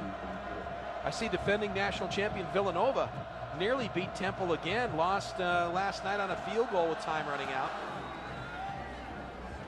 Cunningham's kick will bounce around and now go into the end zone for the touchback. First and down from the 20-yard line, and take a look at the redshirt freshman, Denarius McGee. Let's take a look at his day, and it's been impressive, Mike. Absolutely has. Here you go, just very nice job. Like I say, I'm really impressed not only with his talent level, but he's maintained his composure, and he looks like he's been out there for, like, he's a fifth-year senior instead of a redshirt freshman. This is a kid that ever since he stepped on this campus, people have really had high expectations for, and you heard things different about him. You know, it wasn't, oh, he can really run, he could really throw, but they talked about his leadership skills, the way that he interacted with his teammates. So, bright future for that young man. So Fort Lewis with the ball, they try that screen again and nothing doing. Great coverage by Montana State out there. That's the linebacker Caleb Schreibeis, the sophomore from Billings, another one of those walk-ons that has earned a scholarship in the eyes of head coach Rob Ash. And Coach Ash was talking about that earlier this week, and he said he likes that. He likes to be able to reward walk-on players with scholarship money based on the ability to come in and make the team and contribute, and it's one of the real highlights of what he does as a coach. Well, I think it's always, you know, we always like to root for that underdog, and those walk-on kids, it is not an easy path, and so when they are able to get out there and be part of the group and earn their way because of what they've done, not what they did in high school and not what they think that they might do, but what they have actually done on the field. I just think it's rewarding from a coach, the fans, all perspectives. Incomplete pass brings up 3rd and 9. There's the numbers on Jenkins. 11 of 25 for 124 yards. Now put Johnson in motion. And now he's going to run the football up over the 20 to the 25. Picks up 4 on the play, but well short of the first down. Yeah, they're starting to flush him now. Got a little pressure. He tries to get upfield, and then Sean Gorge, number 17, comes up and puts a lick on him. You hear the pads popping down there. A new return man now for Montana State as David Dash. He's another freshman out of Fontana, California, back to receive. Beautiful kick. Drives Dash all the way back to the 25. Well, he's got to the 40. Got a nice seam all the way up to the 45-yard line. That's how you get the attention of the head coach. You come in on special teams. Well, I tell you, that's just been an area where one of the few areas where they haven't really settled on a guy here in fall camp. They haven't found a person in the punt returning area that they're really comfortable with. You can see they've run a few guys back there today. We saw Elvis make a nice play early on, but it started off with catching the ball and running backwards about 10 yards, and I don't know that you want to see that every time, but Sloan gets an opportunity and makes his presence known. Denarius McGee returns at quarterback for Montana State. 12-17 to go in the third in a 42-3 ball game. Short gain up near midfield. And that's Kerry Sloan, who's back for his second series. Sloan is a kid that they really had high hopes for. A lot of good press coming in. Been banged up much of fall camp. Didn't able to participate a whole lot. So this is really an opportunity for him to get some looks and for the staff to get a look at him as well. Good catch out there in the open field by Lloyd. And that's another first down. Great story at halftime that A.J. Donatoni did with Clay Bignell. Of course, you remember last year the young man from Helena that got the staph infection, and a very serious condition for Bignell, and was in extensive treatment, but able to come all the way back and return to the playing field. And I think that was in doubt last year after that happened as to whether he'd be able to play again. Yeah, you hear so many things that you don't really know how much, but I think there was absolutely a very legitimate concern that his playing career might be over. Well, it was certainly a frightening experience for him. They didn't know how to diagnose it or treat it. They finally got it under control, and it's great to have him back, and really an outstanding player without question, and good to see him back. Yeah. Another guy that you won't be seeing on the playing field today, Jace Murai, the highly recruited quarterback out of Billings West, and of course had a very serious motorcycle accident, and he's taken a long time to recover from that. We're told he has a medical scholarship for Bozeman, and so he will be here. Yeah, that's one of those situations where you're just glad that he's had a positive result, that the football becomes real secondary. Oh, no question. Real quick when you're involved with something that serious. Well, and with the head injury that he sustained, clearly they would not want to jeopardize that ever by putting him back on the football field. He's a great young man, great parents, Jeff and of course Uncle Ron, both played football here at Montana State. Back on that national championship team, right? Division II. Yeah. The Camellia Bowl, was it? In '76. Yeah, that's definitely. He's got it's a Bobcat family, and boy, a talented bunch.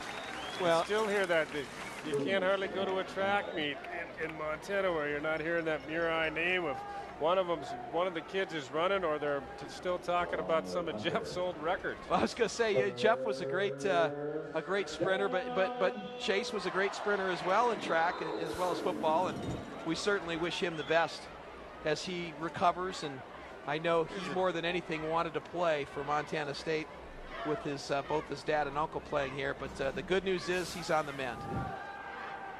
All right, so Montana State content to keep this on the ground. A good, impressive drive as they just keep giving it to Kerry Sloan, and Sloan doing the work, moving the chains, takes it down to the 15-yard line. Yeah, he's been impressive in this drive, and again, getting some excellent blocking, but it's looked very good particularly when you remember that he's a true freshman. 2nd and 5 from the 16. Sloan, the single back. We've got a lot of freshmen today.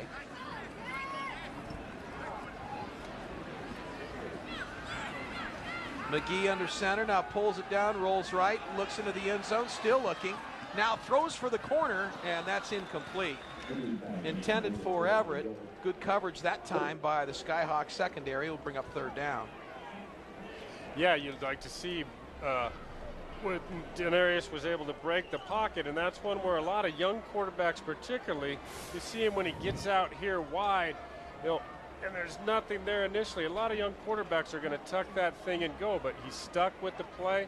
It wasn't successful on that attempt, but real heads up. I mean, this kid has clearly got that special something. 3rd and 5, McGee fires over the middle, and this one is almost caught and dropped. Defensive back for Skyhawks, Harrison Hunter, might have got a hand on it. Lloyd was breaking into the end zone. Incomplete pass brings up 4th down, and now Jason Cunningham on to attempt the field goal.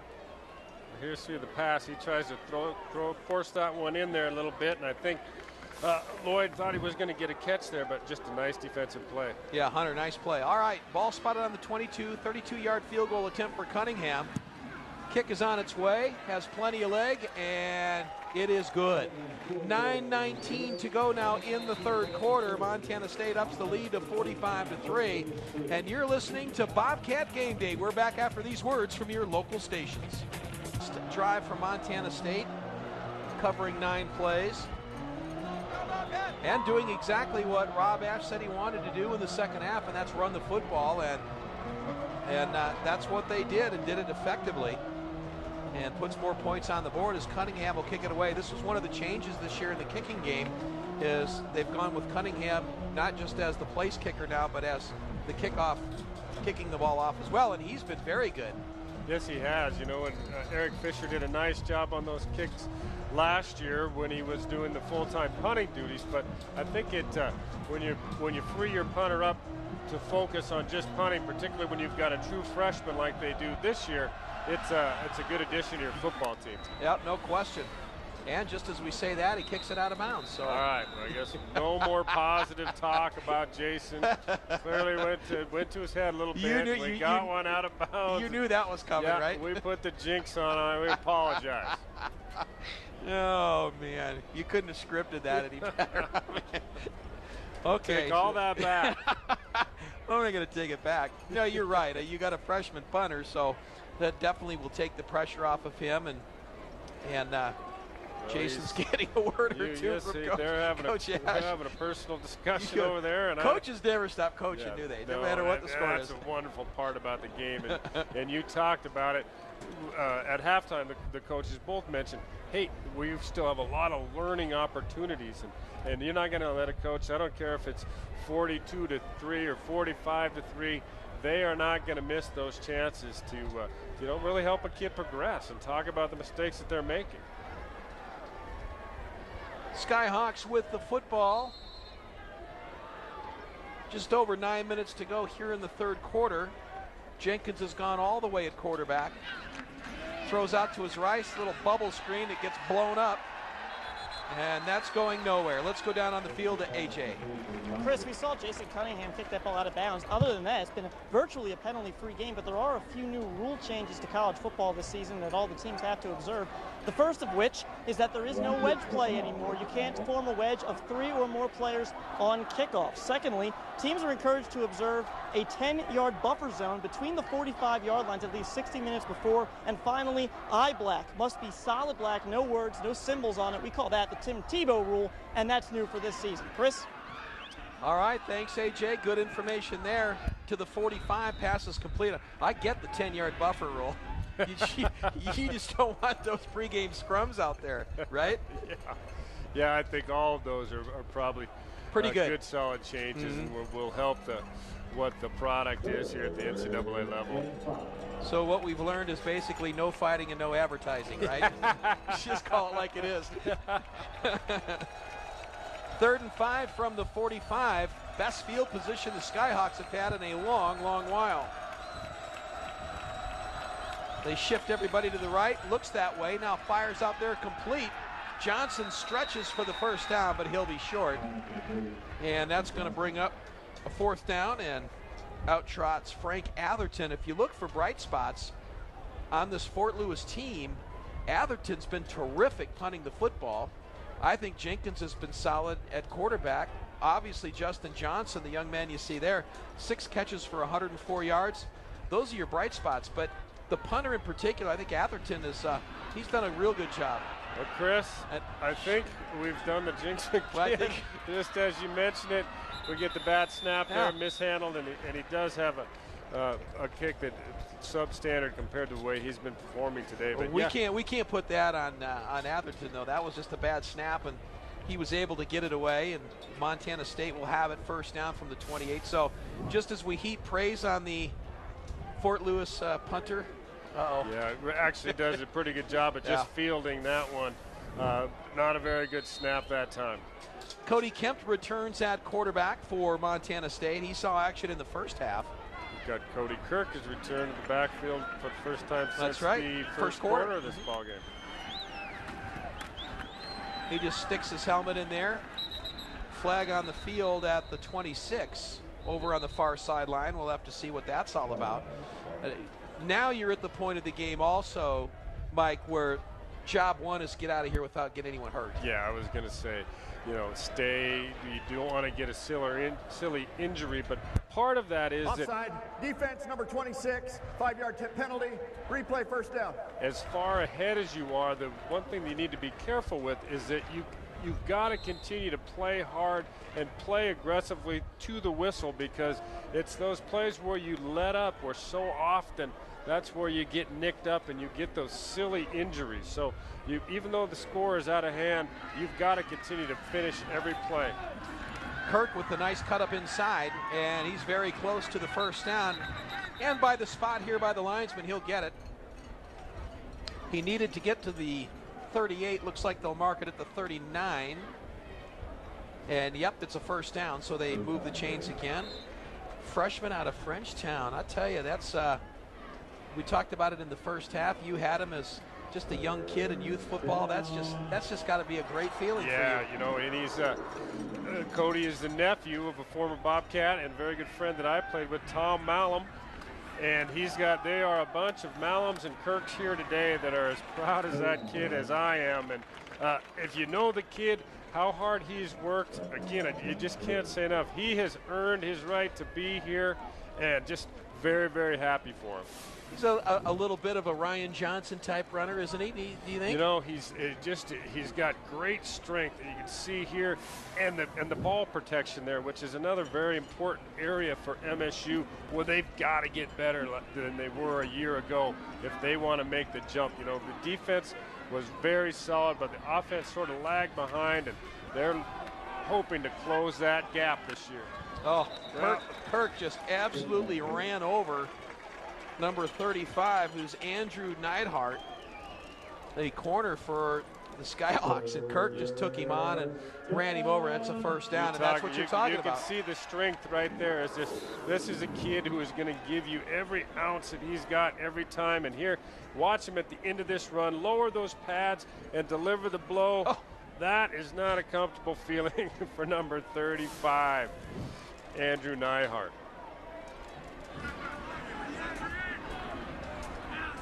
First down for Montana State at the 47, and Kirk again gets the ball, and kind of reminds you, Ryan Johnson and Chase Reynolds over at Montana, young man out of Drummond, and what a career he's had.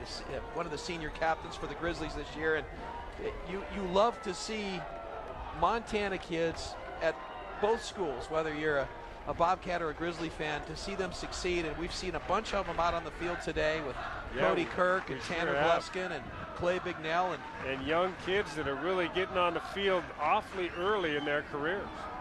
There's C.J. Palmer, who goes back into the lineup. He takes it down just inside the 40. He'll be about a yard short of a first down. Well, you look at the Big Sky and all the preseason polls and whatnot, and it's been pretty consistent. Coaches poll and the media poll have Montana picked to win the Big Sky Conference. Montana State's picked third in both polls. And boy, I think when you look at the league, Mike, and of course Montana, deservedly so, will be the team to beat as they typically are, but then you've got Eastern Washington, Montana State, and Weber State all right there, and maybe Northern Arizona. Yeah, and I think there's going to be some teams, we saw a lot of teams last year as we went through the conference schedule that had really been decimated by injuries by the time that MSU got a look at them. You know, you look at Portland State, they'd lost, 5 or 6 players on defense. NAU was down 5 of their projected starters that missed the entire season. So those teams are going to come back, and I think that there are going to be some surprises in the what we would consider the second half of this conference, where they're going to jump up and get some big wins against the upper echelon teams. First down from the 35, and Palmer just takes it up over the right side, picks up 3 on the play. Well, when you look at the Big Sky Conference and project beyond, Mike, because now, of course, with the expansion of the playoff system, they're going from 16 to 20 teams, and that really opens the door for teams like a Montana State that had 7 wins last year in a conference that's highly regarded. So I think that's going to put up maybe another Big Sky team into play this year, regardless of who wins the conference. Now maybe you're looking, instead of 2 teams going, possibly 3. Yeah, I think you're exactly right, that there's a very good chance that they could get 3 teams in. Cody Kirk back in, slams up inside. He's going to be a couple yards short of a first down.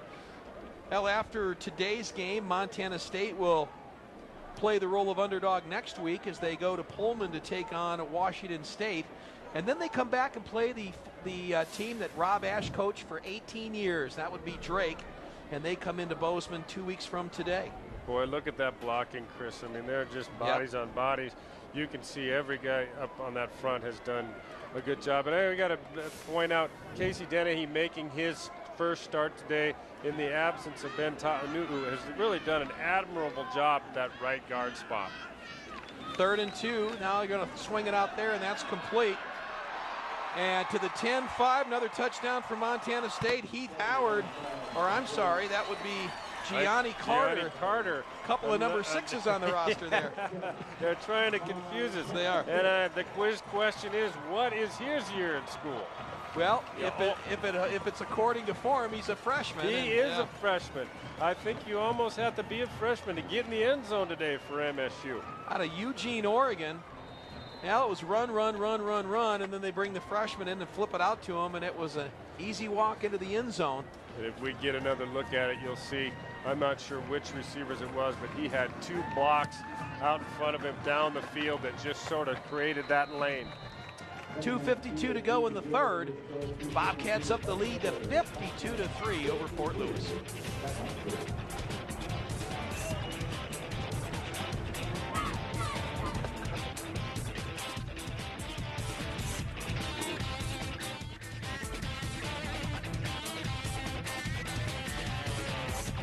When it's chilly outside, we bundle up to keep warm. So why not give your home a few more layers? Follow these tips today for a bright tomorrow. Northwestern Energy, delivering a bright future. Odds of becoming an astronaut, 1 in 13,200,000. Odds of being struck by lightning, 1 in 576,000. Odds of dating a supermodel, 1 in 88,000. Odds of bowling a perfect game, 1 in 11,500. Odds of being trapped in an elevator, 1 in 24,528. Odds of catching a ball at a major league game, 1 in 563. Odds of an injury from shaving, 1 in 6,585. Odds of tripping while texting, 1 in 10. Odds of getting cancer in your lifetime, 1 in 2 men, 1 in 3 women. It's up to us to change the odds for our generation. For the ones we love. For our future. If you don't like the odds, stand up. Stand up to cancer. Do you have a second refrigerator for beverages and leftovers? Unplug that storage space and save up to $200 a year. Follow these tips today for a bright tomorrow. Northwestern Energy, delivering a bright future. This broadcast is brought to you in part by Northwestern Energy, delivering a bright future. Cutthroat Communications, native to Montana. And by Subway, eat fresh.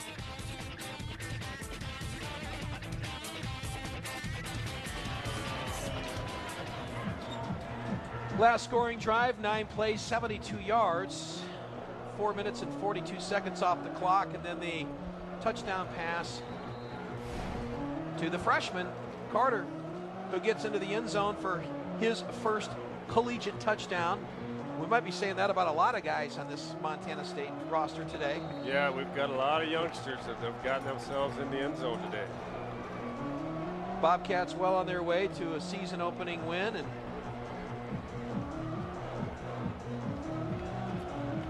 Cunningham now back on. I'm telling you, he's going to be the most tired Bobcat player in the locker room after this game. He's just doing double duty. Cunningham gets a foot into this one. Comes down just inside the goal line. That's going to be brought out. Not much running room there, and whacked down at the 15-yard line. Yeah, Preston Gale, another freshman out of Forney, Texas, makes a nice tackle on special teams there. And as always, you can see number 59, Tanner Ripley, the backup linebacker and senior co-captain this year. Great to see a guy like that, who has been such a big part of the special teams, get rewarded with that captain's spot. And everything that you read about that kid is that he may be a leader on the football field, but is even a more impressive leader in the community. So the Skyhawks again operate bad field position, first down from the 16, and they'll stay on the ground. Well, nothing doing there. That was shut down in a hurry. And a nice job by Gale, who comes up and makes the tackle, Preston Gale. Yeah, Preston does a nice job of coming down and playing flat along the line of scrimmage and moving to the football that time. And they've had a great push up front. Number 98, Christian Kali'i, is in there now, along with number 96, Zach Minter. A couple of big athletic kids that are backups, but we'll see a lot of time on that defensive front. Gain of 2 on the play, 2nd and 8. Here's Jenkins trying to set up a screen, and this is incomplete. Good pressure up the middle by Gale. Well, one thing Coach Ash cannot be accused of, and that's not playing all of his players, because we've seen wholesale substitutions here in the second half. But it's a tough situation, because on offense you can't really ask your players not to play, but at the same time you don't want to run the score up. No, you've got to come out and all your players are going to play hard. They've certainly, when you get into your 4th running back, I think it's difficult to say that you're really trying to lay it on anybody. But, you got to play hard. And I think these guys from Fort Lewis, they understand that this is just, there's a little bit of a mismatch. It's not anybody trying to run up the score or embarrass them. It's just that you've got a disparity in talent, that guy right there is going to try and minimize that gap. He told us that he's got a plan, and he plans to be at this school for a long time, and he's going to do it the right way. He wants to build with young kids, and he wants them to know when they get there that they're going to be at that school for 5 years. So the incomplete pass sets up a 4th down. And the kick is away. Gets a good bounce for Fort Lewis, out of bounds at the 35-yard line. Dash will let it go out of bounds, and the Bobcats will take over with 1:55 to go in the 3rd quarter. Mike, I want to talk a little bit about the whole FCS picture. We're seeing all kinds of changes at the Division I level with these super conferences now, where teams are moving and going here and there, and rumors flying all over the place. The ultimate goal, it looks to me, at the Division I level is to get these 6 super conferences or whatever all play a league championship game, and there's your playoff system as we see the first downs. But now the rumors are starting to apply to teams like Montana. Are they going to go Division I? The WAC has openings all of a sudden with the departure of their schools. I mean, what's the realistic possibility that a Montana could leave the Big Sky Conference? You hear so much, and there's so much room. There's definitely going to be a trickle down. And boy, as we watch, we got a big hit at the end of this run.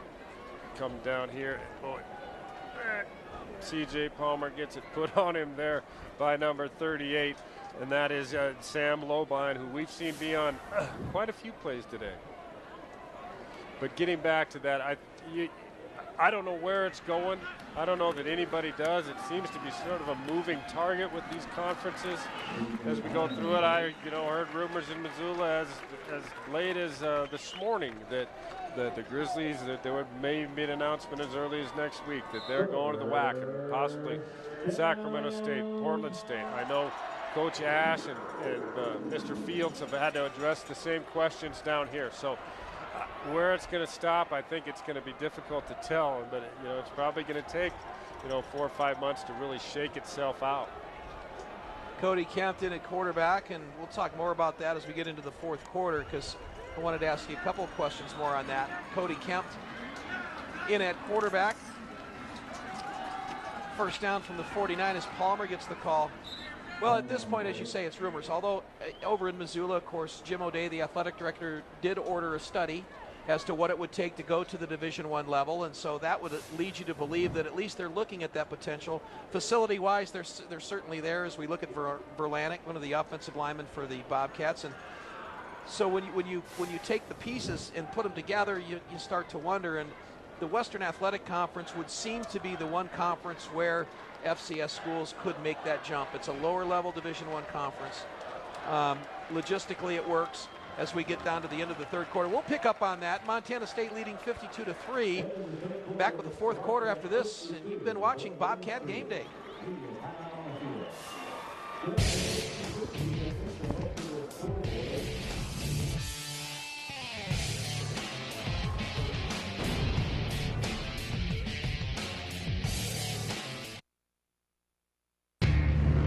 For the first time ever, Victory Bikes with savings up to $5,000 and financing as low as 1.99%. It's the Victory Red Tag event, now until September 30th. Savings up to $5,000 and financing as low as 1.99%. It's the only time red means go. Catch the Victory motorcycle at Yellowstone Polaris, 5179 Midland Road. Customer service. I'm huge about customer service, and Timber Roofing has great customer service. I was sold on the peace of mind that he sold me, that I would have, the guarantee of if something happens to the roof in the next 25 years, it is covered. I mean, and that alone, as a single mom and not being able to afford a roof again in a few years, that was a huge seller for me, was the peace of mind. I'm gonna take Allison Jenkins to the senior prom in this. One day, I'll park this in a spot reserved for me. When you own a certified pre-owned Mercedes-Benz, chances are they'll own it one day too, which is why it undergoes such a rigorous inspection to meet our uncompromising standards. It's got 26,000 miles on it now, but I'm gonna take it to 1,000 million.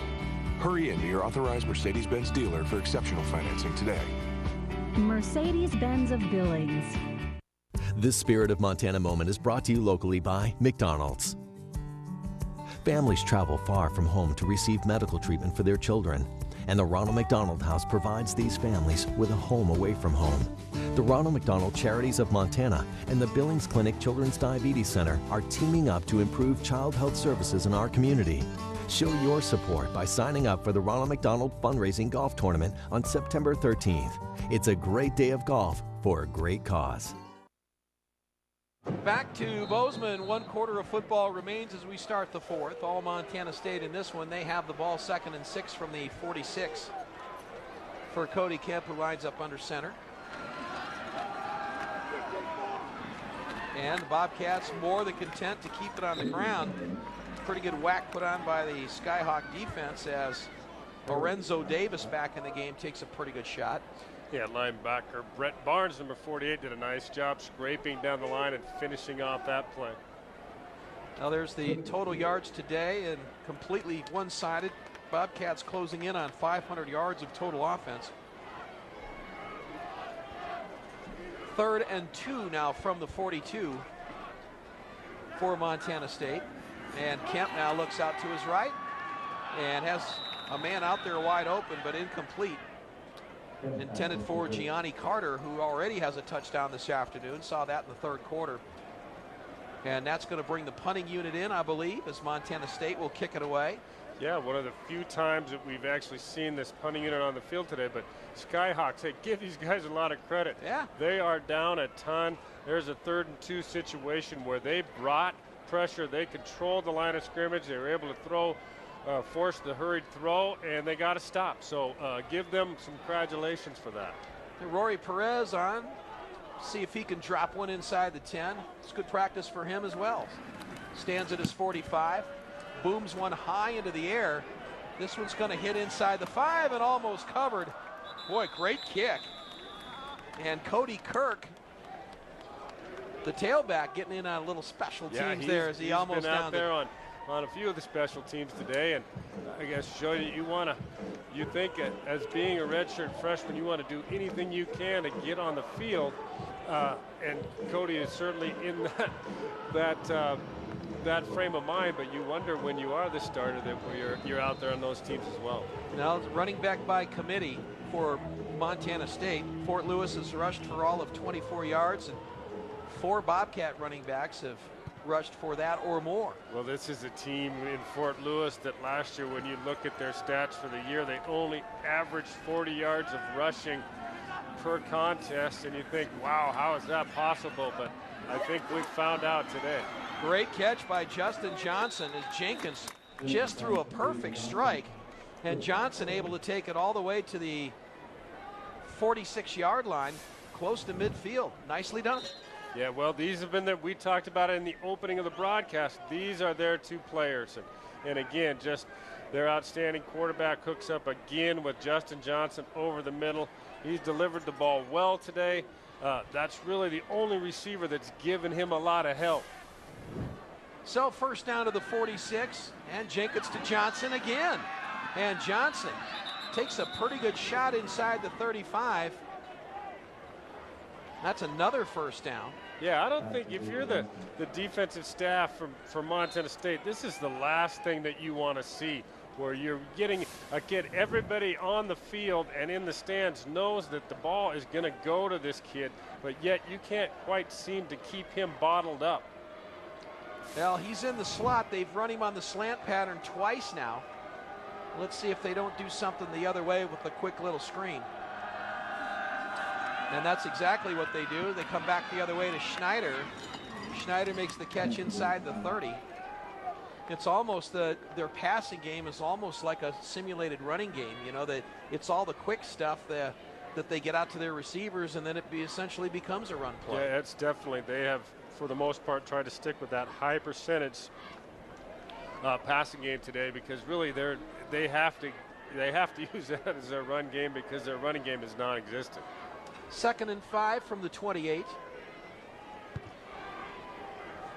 12 minutes to go in this one. And Jenkins continues to fire. He's got a man at the 20-yard line, another first down. That time they went to Justin Peters. Peters out of Chandler, Arizona with the catch and another first down. Well, this is an area where you want to see this Bobcat defense stiffen. We've got tons of reserves and backups out there now at the different various spots, but still, this is a defense that's had a lot of pride, and they haven't given up 6 today, and they don't want to do it here either. Jenkins looks right, throws left for the end zone, and this is incomplete. But Schneider made a great catch. He's just 6 yards out of bounds. That was the only problem. You know, there was a couple that young man should have had today. Wasn't able to come up with any, but he, along with Johnson, have been their top 2 receivers last season coming back. A lot of the crowd is headed for the exit, so we see the students heading back to the dorms. A lot of folks out there with the barbecue pits, and tailgating continues this afternoon. Here's Jenkins, looks to the right, throws for the end zone, and is he in?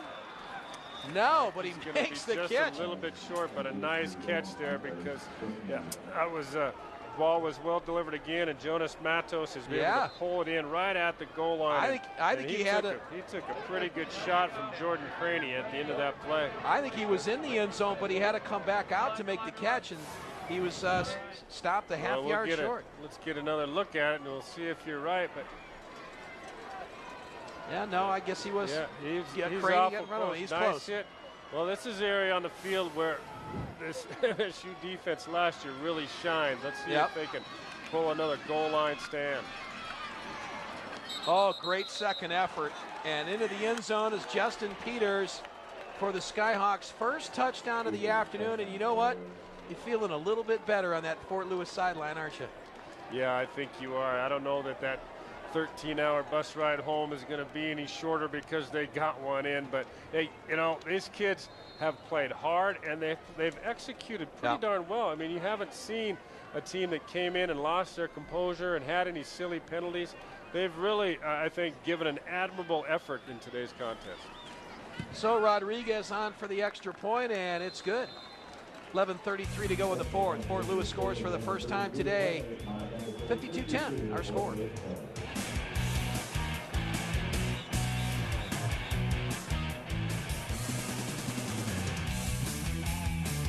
Fort Lewis puts together their first scoring drive of the day for a touchdown. 7 plays, 80 yards. And Justin Johnson was the key player in that drive, hooking up with Jenkins at quarterback a couple of times for some big plays, and then capped off by Justin Peters' 1-yard touchdown run to make it 52-10. You know, sometimes when you're a head coach, and I was looking at Sandoval in the third quarter, sometimes coaches have to become counselors and babysitters and all kinds of things, and he was going right down the line and patting kids on the shoulder pads, telling them to keep their heads up, and that touchdown will go a long way to making them feel a little bit better this afternoon. Yeah, we're hearing the same thing up here in the box where they're not satisfied. As soon as they got in there, they said, hey, we want another one. Let's not be done. Well, Montana State will go back to work on offense. We'll take one more look at the touchdown. And Peters, good hard running. He was hit behind the line. Right there. Yeah, good second effort. The backer comes in, and he's just able to just stretch that one in. That's a good, solid effort. Cody Kemp returns at quarterback.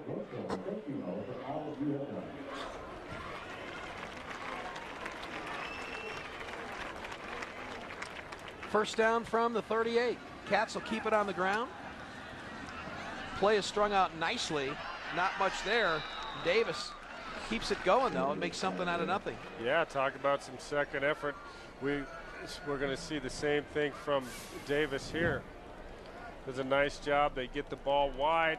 He's able to just turn the corner, but he's got a lot of bodies there. Breaks those first 2 tackles and picks up a nice 6-7 yards. It's been kind of the story all day today for the Bobcat ground game. The Skyhawk defense has just not been able to make the tackle. So 2nd and 3 after a gain of 7 from the 45, under 11 minutes to go in the fourth. Davis putting together some nice numbers this afternoon. And he keeps the football, has a first down and then some, up to the 45-yard line, ridden out of bounds in a first down. So just one final thought on this whole potential move to Division I football for some of the FCS teams. And Western, the WAC conference, the Western Athletic Conference, is the one most commonly talked about when they look at some of the FCS schools out here in the West. And of course the rumors are, it comes down, the argument comes down, Mike, to do you want to be the 110-pound gorilla in the room every year like the Grizz are, playing for national championships? And I'm using them as an example. Or are you going to try to follow the Boise State model, which is to make the jump and not only be good, but be good at the national level? Well, I think the Boise State model is really a rarity within the teams that have made the jump, and they have a lot of advantages over, you know, using Montana for an example, where just the population base, you know, they've got plenty of people there to start raising those additional funding that you need to make the jump. But again, this is, you know, a nice drive and a nice series it's been for one of the many running backs today, Lorenzo Davis. But Bobcats are moving the ball. He's shown us some nice carries, and now we're going to get another running back. 2nd and 1 from the 36. Nice little spin move for a first down. That's Kerry Sloan. He's seen some time today. Well, you look at all the potential scenarios. The one school jumping, one staying. The rivalry issue between the Cats and the Grizz. The advantages of playing in the FCS, where you have a true playoff system. You know, 20 teams, a true national champion. I don't know. I understand the argument on both sides. I certainly understand that if you're a fan of a program that thinks you can play at a higher level, I have no problem with that. But then you also look at what a great situation FCS schools are in. They have the playoffs, they have national championships.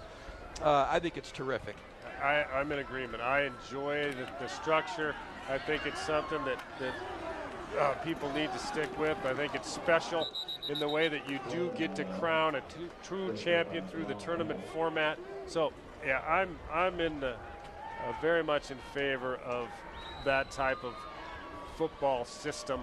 And I just think too often when you make that jump that you turn into, you go from a big fish in a small pond to a small fish in a big pond, and you just lose that interest and that magic that you have when you can every year you have a chance in the championship subdivision to go and win that thing. You bet. 2nd and 8 after a gain of 2 from the 31.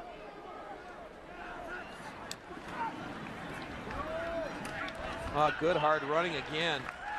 I'll tell you, this kid does a good job of breaking tackles up the initial contact. He spun out of another one and close to a first down. He'll be a yard short. Yeah, and this is, I think, important to mention. We've talked about all the different backs, but this is a completely new offensive line as well. Every one of these guys are backups. We're seeing number 70 left tackle Killian Fitzpatrick getting some action. You've got Jesse Hoffman getting some action at that left guard. It looks like we've seen a new center. We've got Sean Sampson in there as well. So a lot of new bodies in there, but still they're being just as effective as that first group was on the front. 3rd and 1. Sloan has a first down, almost breaks it for a touchdown inside the 15, down to the 14-yard line. There you see Northern Arizona beating Western New Mexico 48-0, another team out of the RMAC. Weber State falling to Boston College, but looked like a pretty good effort there. Montana all over Western State. Illegal formation on the offense, 5 players in the backfield, 5-yard penalty, replay 3rd down. I think the Big Sky race is going to be incredibly tight this year. I think when you look at after the clear-cut favorite in Montana, and then you look at a Montana State, which I think is going to be right there. And the intangible there is that 2 of their tougher games are going to be played right here. They're going to have Eastern Washington here. They're going to have Weber State here. Do have to make the Northern Arizona trip, although they've been very successful at Walk-Up Dome. Yes, they have. That's something that I think is going to be a tough test every year, but they have been able to get it done down there in recent efforts. Good hard running up there as Kemp makes the completion to Kevin Steiner. He's a sophomore out of Shelby, Montana. Yeah, you gotta love it. Coach Byers is gonna like seeing that. Yeah, I was gonna say. You got some connections up there, don't you? I do. Do you get tickets when you make it? No, he makes me pay full price. But our oldest son Tyson, the head football coach at Shelby, and they got a big win last night. They're got a pretty good quarterback in Chase White. Doesn't have a lot of numbers, but they're pretty talented. I see your son got a win for Loyola yesterday. Yeah, they had a nice comeback against Big Fork, where they just took over in the 4th quarter and got a nice win under their belt. Well, this is Mike, this is the value now. It's clearly not for the fans, obviously, but this is clearly the value of the game when so many players get reps. And in many ways, it's a reward for the hard work of the fall, because these guys probably aren't going to play a lot during the season, but they've put all the work in through spring football, through practice, and to be able to get out on the field and play in front of the fans, that's great. And I mean, they're 3 and 4 deep now. Yeah, it is in this game, and it's but it's so beneficial not only to their personal satisfaction, but some of these guys, the way that it works in football, we see the injuries year after year. Some of these guys are going to have to step up and be players. So this experience that they're picking up today is invaluable for that when that happens down the road. That they're going to have a little bit more experience under their belt when it's time that they've got to step in with the big boys. Lorenzo Davis gets the call again, and no real magic here. Spins out of 1 tackle and gets positive yardage, sets up a 3rd and 2 as we're now down to 5.5 minutes. Yeah, come talk to me in November. We'll see if these guys, they'll be there though. They'll be there. No, I never doubt, right. never doubt that. I believe you're right. It's too easy today. We shouldn't even put them on today. 3rd and 2. Davis hit behind the line, falls forward, spins, touchdown. Montana State. He earned it. Lorenzo Davis has been running hard all day, and he's in the end zone for 6. That was that drive really belonged to him and that backup offensive line that has come in now and it did such a nice job. A really nifty run there because he did actually had some tacklers early on make contact, but he was able to break free and get himself in the end zone. And that's what you're looking for in a back, is when you've got all these guys that are trying to set themselves apart. When you can smell that end zone, that's an important attribute to have for a young running back. Cunningham's PAT is good. 5:13 to go in this one. Bobcats up the lead.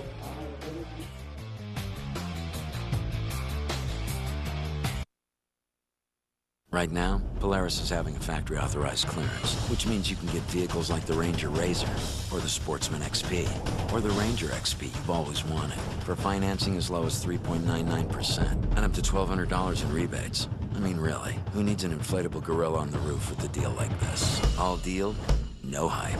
The Polaris factory-authorized clearance, going on now. Yellowstone Polaris, 5179 Midland Road.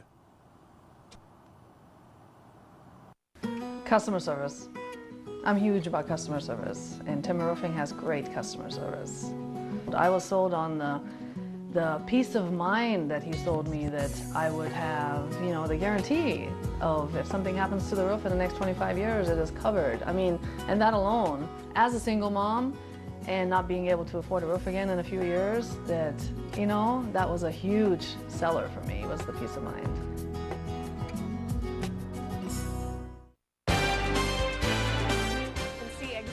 Where that trough of low pressure is.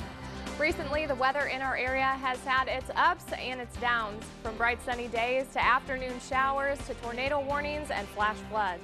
Be a better word, Mike, that the number of Montana players, and I mean former high school players from Montana that are either on NFL rosters or close to being on one.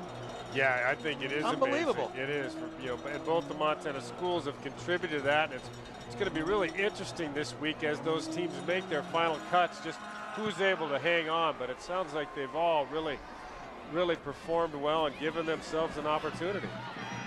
Fort Lewis with the football. Well, Jeff Hansen, the... Hey, there's my man Cody Kirk in the special teams tackle. Cody wants to do it all today. He can score, he can tackle. Very, very proud of him. Jeff Hansen, the former Bobcat out with San Diego. Joey Thomas, another former Bobcat who's with Oakland, played very well and suffered a concussion last week. And then you got, of course, the Montana's Mark Mariani and Shan Schillinger from Baker. Those two guys, unbelievable stories. Yeah, Stephen Failer out of Missoula is still hanging on with the Titans. So, yeah, it is really impressive. And I don't know, there's one guy I think he wore 47 here. The Great Dane. Mr. Everything. Oh, I forgot him, yeah. Yeah, he's still hanging in there, too. You can't forget the Great Dane. Dane Fletcher, of course, with New England. It's amazing. And then players that have been around for a few years now, like Lex Hilliard and Dan Carpenter out of Montana. And it's I've never seen anything like it. I think it speaks to not only the quality of the kids that are coming up and the quality of the programs, but it also, lets you know that, hey, if you're good enough, they're going to find you. No question. You can get there from anywhere. No, that's no question about it. And I've always maintained that if you can play, it doesn't matter what level you play at or what school, you will be found and you'll get the opportunity. There just isn't anything left unturned anymore. 2nd and 9. Fort Lewis, they'll keep it on the ground. Good tackle that time. Another solid play from Preston Gale, who does a nice job. He's done a pretty impressive job. His lateral movement, getting down the line of scrimmage and making those plays inside has been very impressive. I watched Mark Mariani play, and keep in mind this is a walk-on from Havre. Walked on to the Grizzlies. He's leading the Titans in receiving yards, punt return yards, leading the team, and not only signed to a contract, but he's been impressive. Shan Schillinger from Baker, who's having a great preseason. That's good to see. Yes, it is. It really is. And you said it right. It speaks to the programs and to the kids in Montana. AJ?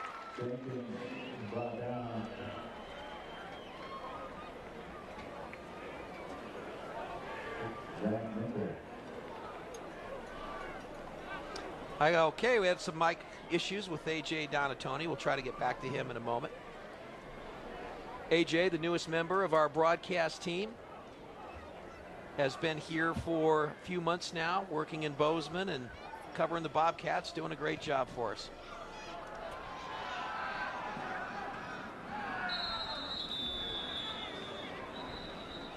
So 2:57 to go in this one as we wind down. Montana State on the verge of putting this in the win column. Hey, you know what's smart? What's that? Getting more for your money. Like Wendy's Junior Bacon Cheeseburger. Because now we stepped it up with our new fresh cooked, thick-cut Applewood smoked bacon. Smart. For just $1.29. Or the new double for $1.89. Smart and double smart. You know when it's real.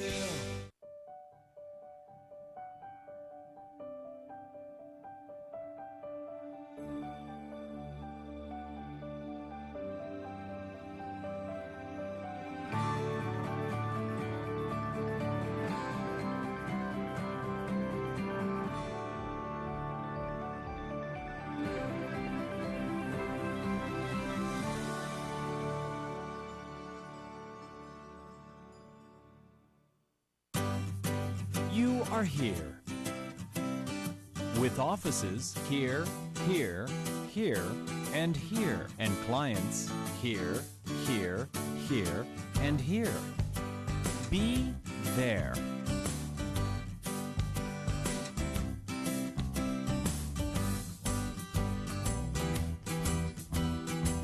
You are here.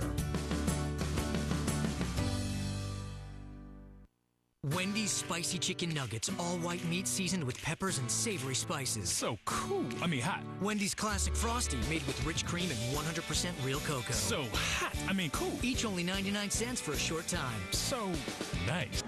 Blade Beckstead now in at running back. He's what, the 6th running back that has seen some action five today? Or 6 today. They're all getting a look, and they've all performed very well.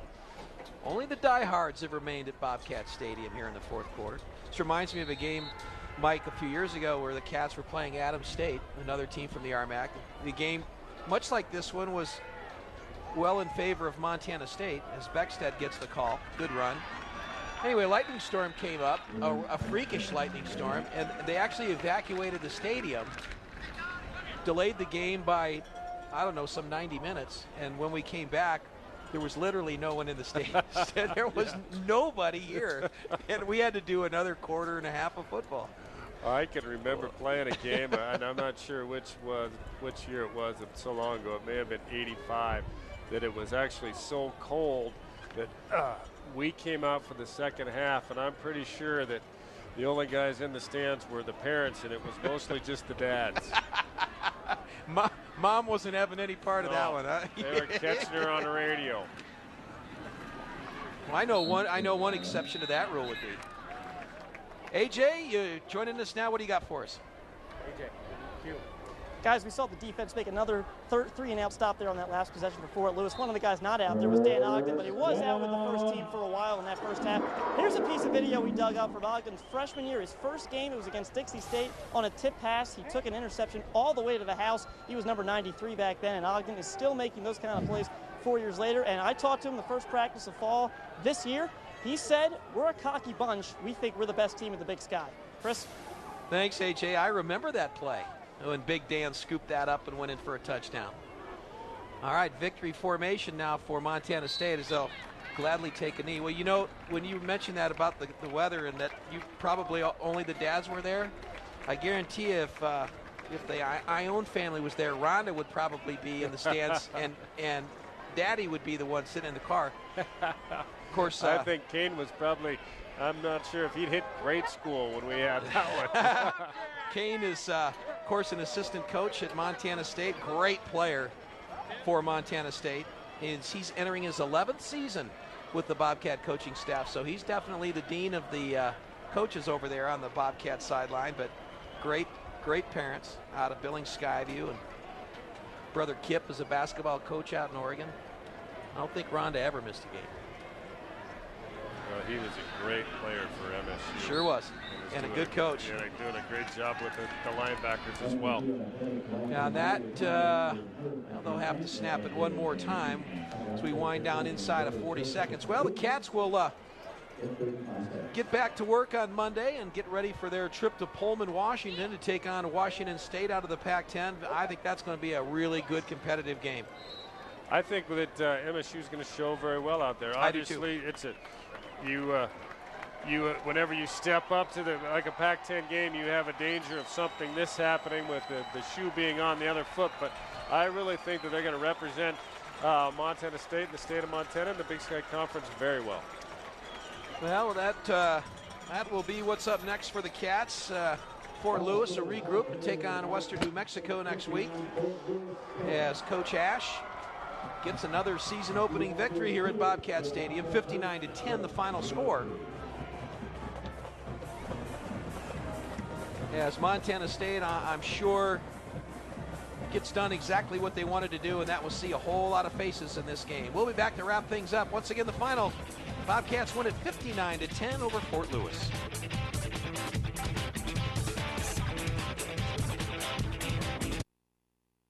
The Ford Model Year-End Sales Event will save you thousands with 0% financing on a new Ford truck. That's 0% on F-150, 0% on Super Duty, and 0% for 72 months on Ranger. Now that's a deal worth repeating. 0% for 72 months. Just announced, all new Ford trucks come with a no-charge 2-year 25,000-mile maintenance package. Hurry, sale ends September 7th. Go to CompareFord.com, then visit your Montana Ford stores today. Are you a dental coward? I'm a dental coward. It had been 12 years since I had been to the dentist because I was afraid of being hurt. Then I heard an ad for Dr. Tripp's sedation dentistry, and I knew that was the only way that I was going to make myself go. I called, got in, and had several procedures done in one visit. With sedation dentistry, there's no reason to wait long. And there you have it, the final score from Bozeman as Montana State easily wins its season opener over Fort Lewis. Time now for our Subway sub of the game. You know, that's a good question. The guys in the truck want us to guess, and I'd take the easy way out and say pretty much half the team, but you want to venture a guess on this? You know, it could be. There won't be this many possibilities in the future, but I think we're going to go with Davis.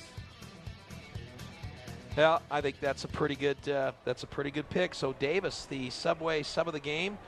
I think he was the number 3 tailback that came in and ran the ball very well, got into the end zone, and just one of a host of running backs that pulled Montana State into an easy win this afternoon here in the Gallatin Valley. We'll be right back.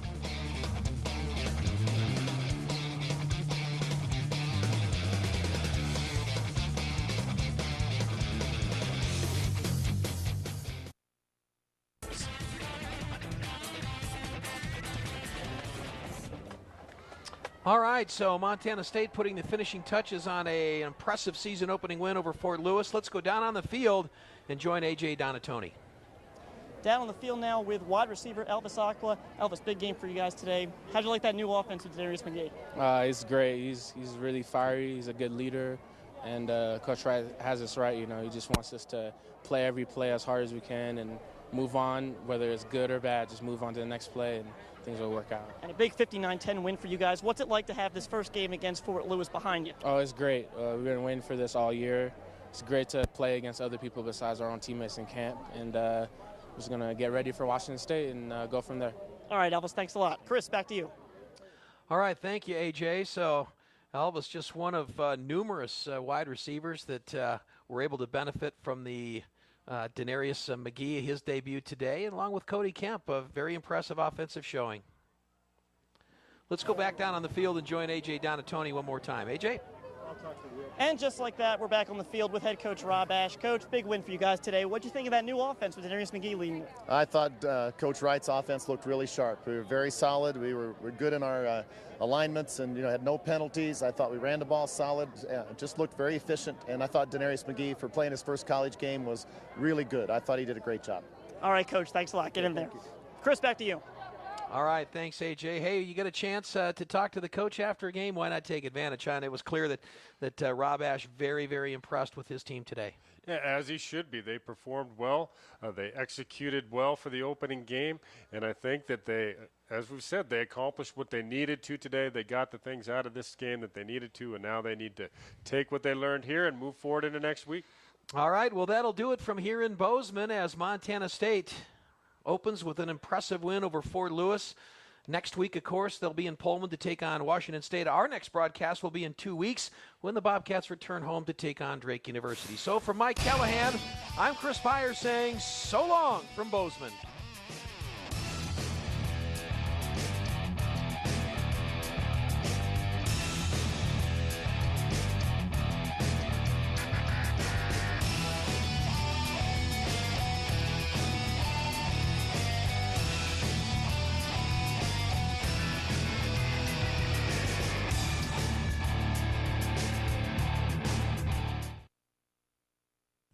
Color8.com